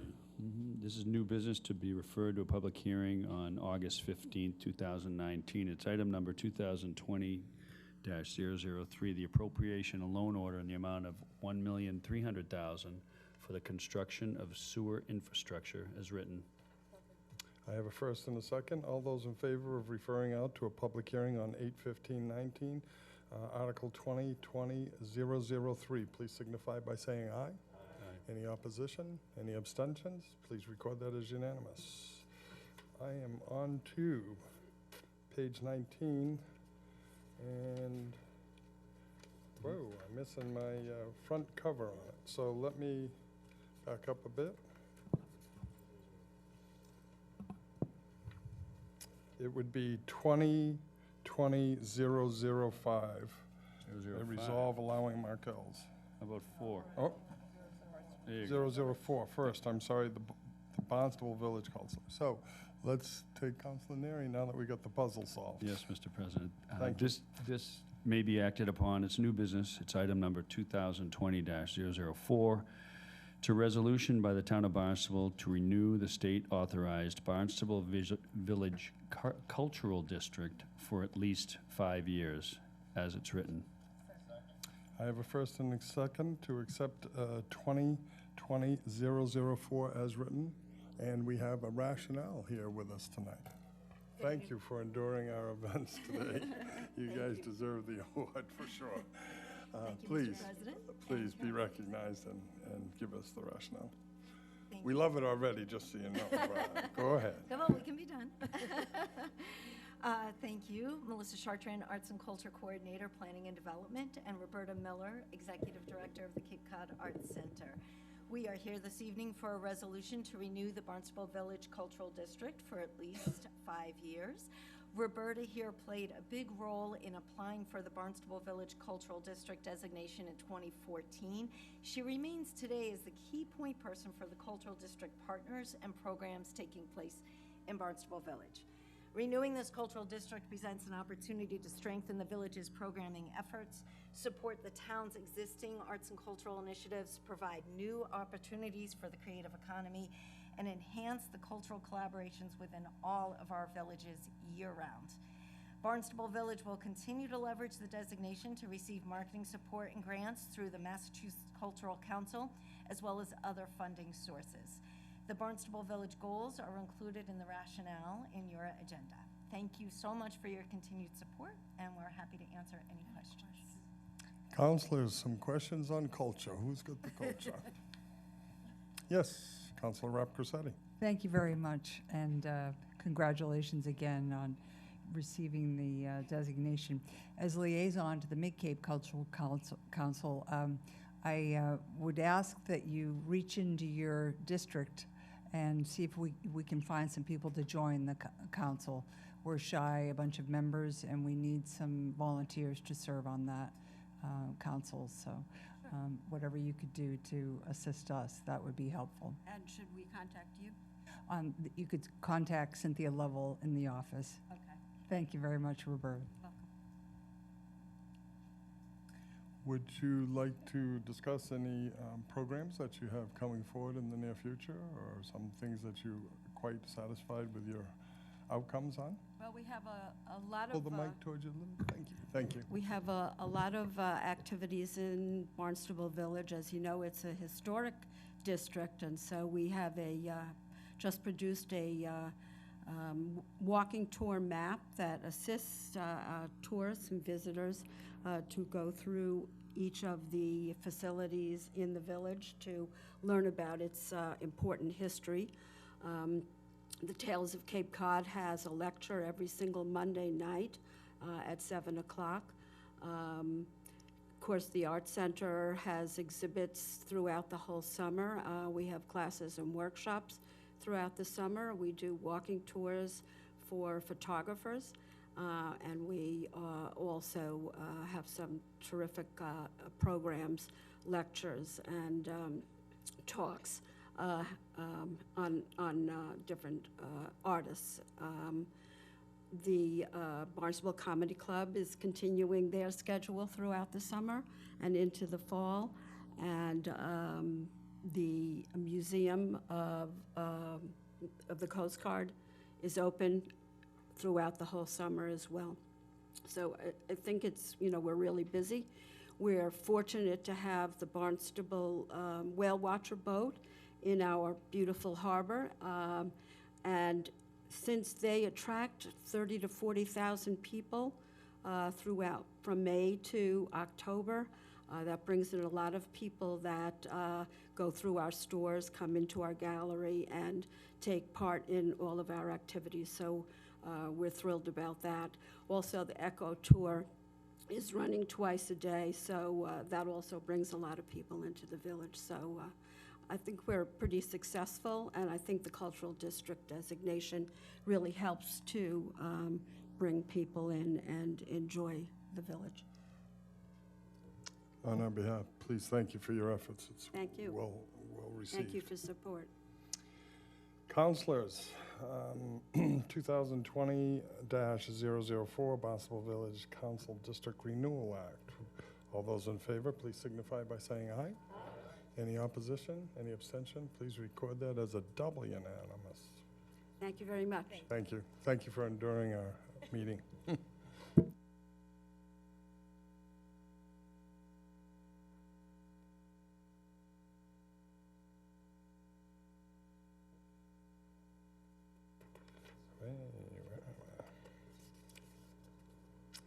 I am up to 2020-205, may be acted upon. I would start with Councilor Wallace, please. Thank you, Mr. President. This is new business, may be acted upon. Item number 2020-005, resolved allowing Mark S. Ells, town manager, to continue teaching at Cape Cod Community College under Section 8 of the town manager contract, as written. I have a first and a second. Would anybody wish any questions to be answered by the manager? Are we comfortable? This is a renewal act on our part. Hearing no questions, I'll move the vote. All those in favor of approving 2020-05 as written, please signify by saying aye. Aye. Any opposition? Any abstentions? Please record that as unanimous. I am on to Councilor Wallace one more time, 2020-006. Referred to a hearing. Mr. President. This is new business. We're going to refer this to a public hearing on August 15th, 2019. It's item number 2020-006, authorizing the town treasurer, upon the approval of the town manager, to enter into a lease to purchase agreement to acquire 5 marked police vehicles, as written. That is a article of 2020-006. I have a first and a second to move it to a public hearing on 8/15. All those in favor, please signify by saying aye. Aye. Any opposition? Any abstentions? It carries. We are on to 2020-007, and I'd ask Council Steinhelber to assist me. Thank you, Mr. President. This is under new business, may be acted upon, item 2020-007, acceptance of a Mass Trails grant in the amount of $62,772 from the Commonwealth of Massachusetts as written. I have a first and second, and we have a rationale, please, from Elizabeth Jenkins, Director of Planning and Development. Good evening. Good evening. Thank you also for enduring our evening. Of course, it's my pleasure to be here to ask for acceptance of a $62,000 Mass Trails grant from the Commonwealth of Massachusetts. Mass Trails is a program that's led by the Governor's Office. It's a partnership between the Executive Office of Energy and Environmental Affairs, Mass DOT, and the Department of Conservation and Recreation. This round of Mass Trails grants was especially focused on filling critical network gaps, making key connections in off-road and recreational trails throughout the Commonwealth. The funding that was received through the Mass Trails project, through the Mass Trails grant, supports a project on Burses Way in Hyannis, design and permitting of an off-road trail. The section, to design a 12-foot wide shared use path, again, filling a gap between Route 132 and Route 28 in Hyannis. This connection will offer safe multimodal travel for residents and visitors who are accessing local businesses and shopping in the area. It provides a complete streets element on Burses Way, connects existing bikeways, promotes healthy transportation choices, and provides ADA compliant travel throughout the corridor. Funding for construction of the path is now on actually the 2021 tip. I just want to take a moment to thank Paul Graves in DPW and Melissa Lamonte in Planning and Development, who supported me in writing this grant application. Any questions of the director for rationale issues on this 007? Yes. Not a Councilor Cohen. question, but a comment. It's like crucial. That connection is crucial because there's all sorts of like weird direction things for the crosswalks there that make zero sense to me. I don't know, maybe I just have no sense of direction, but I think it's absolutely crucial that we connect those two parcels because it's just really unsafe right now. So that's a great job. Thank you. Any other questions? Hearing none, I'd call for the vote on 2020-007 as written. All those in favor signify by saying aye. Aye. Any opposition? Any abstention? Please record that as unanimous. Thank you very much. I'm on to Councilor Steinhelber in 2020-008 and referring it out, please. Thank you, Mr. President. Under new business, I'd like to refer item 2020-008 to a second reading on August 15th, 2019. Order to create a stabilization fund for comprehensive water management, wastewater management, and for community housing as written. I have a first and a second, and, did I skip it? No. I have a first and a second, and going from 2020-008, referring it out to a second read on our August 15th, 2019 meeting. All those in favor, please signify by saying aye. Aye. Any opposition? Any abstention? Please record that as unanimous. We are headed, I would ask, what we got here, reference. I would ask Council Colm to assist me with 2020-009, please. Yes, it's a first reading for appointments to a board, committee, or commission. Historical Commission, Jack Kay of Centerville as a regular member, term expiring 6/20.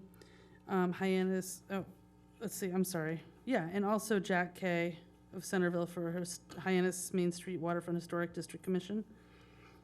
As an alternate member for a term expiring 6/20.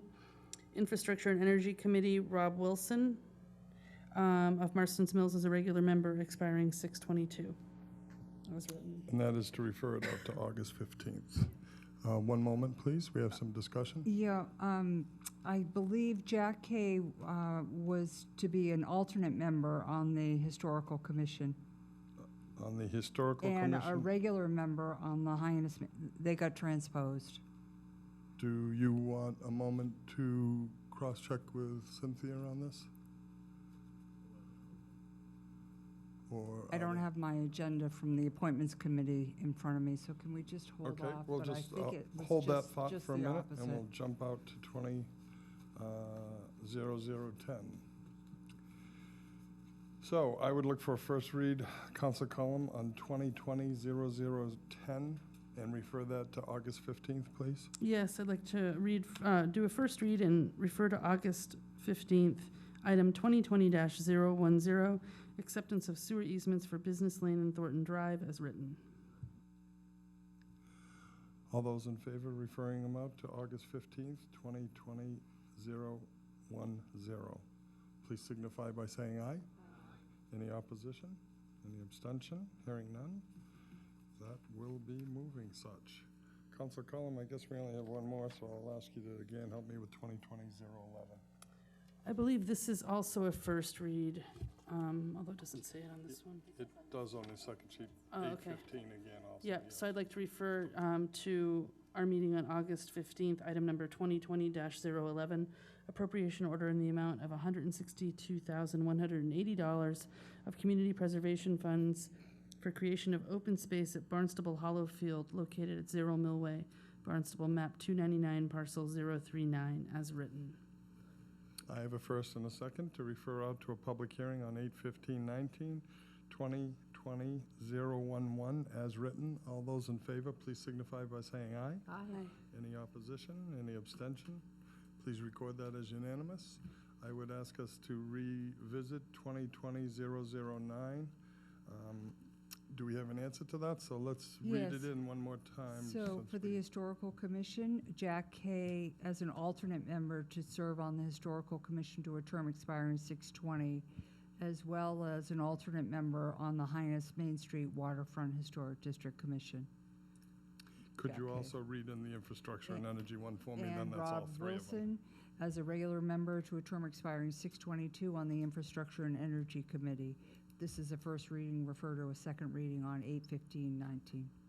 Very good, thank you. I have a motion to refer 2020-009, appointments to boards, committee, and commissions to our meeting in August 15th, 2019. All those in favor of the referral, please signify by saying aye. Any opposition? Councilor Cullum, is that an aye on referring it out? That's an aye there as well, so please record that as unanimous. Councilors, anything I need to know before we adjourn? Bye-bye. All righty, I'll take a motion if there's out there. I have a motion to adjourn, a first and a second. All those in favor of adjournment, please signify by saying aye. Any opposition? Any abstentions? Please record that as unanimous. Thank you very much, Assistant Clerk Janet Murphy.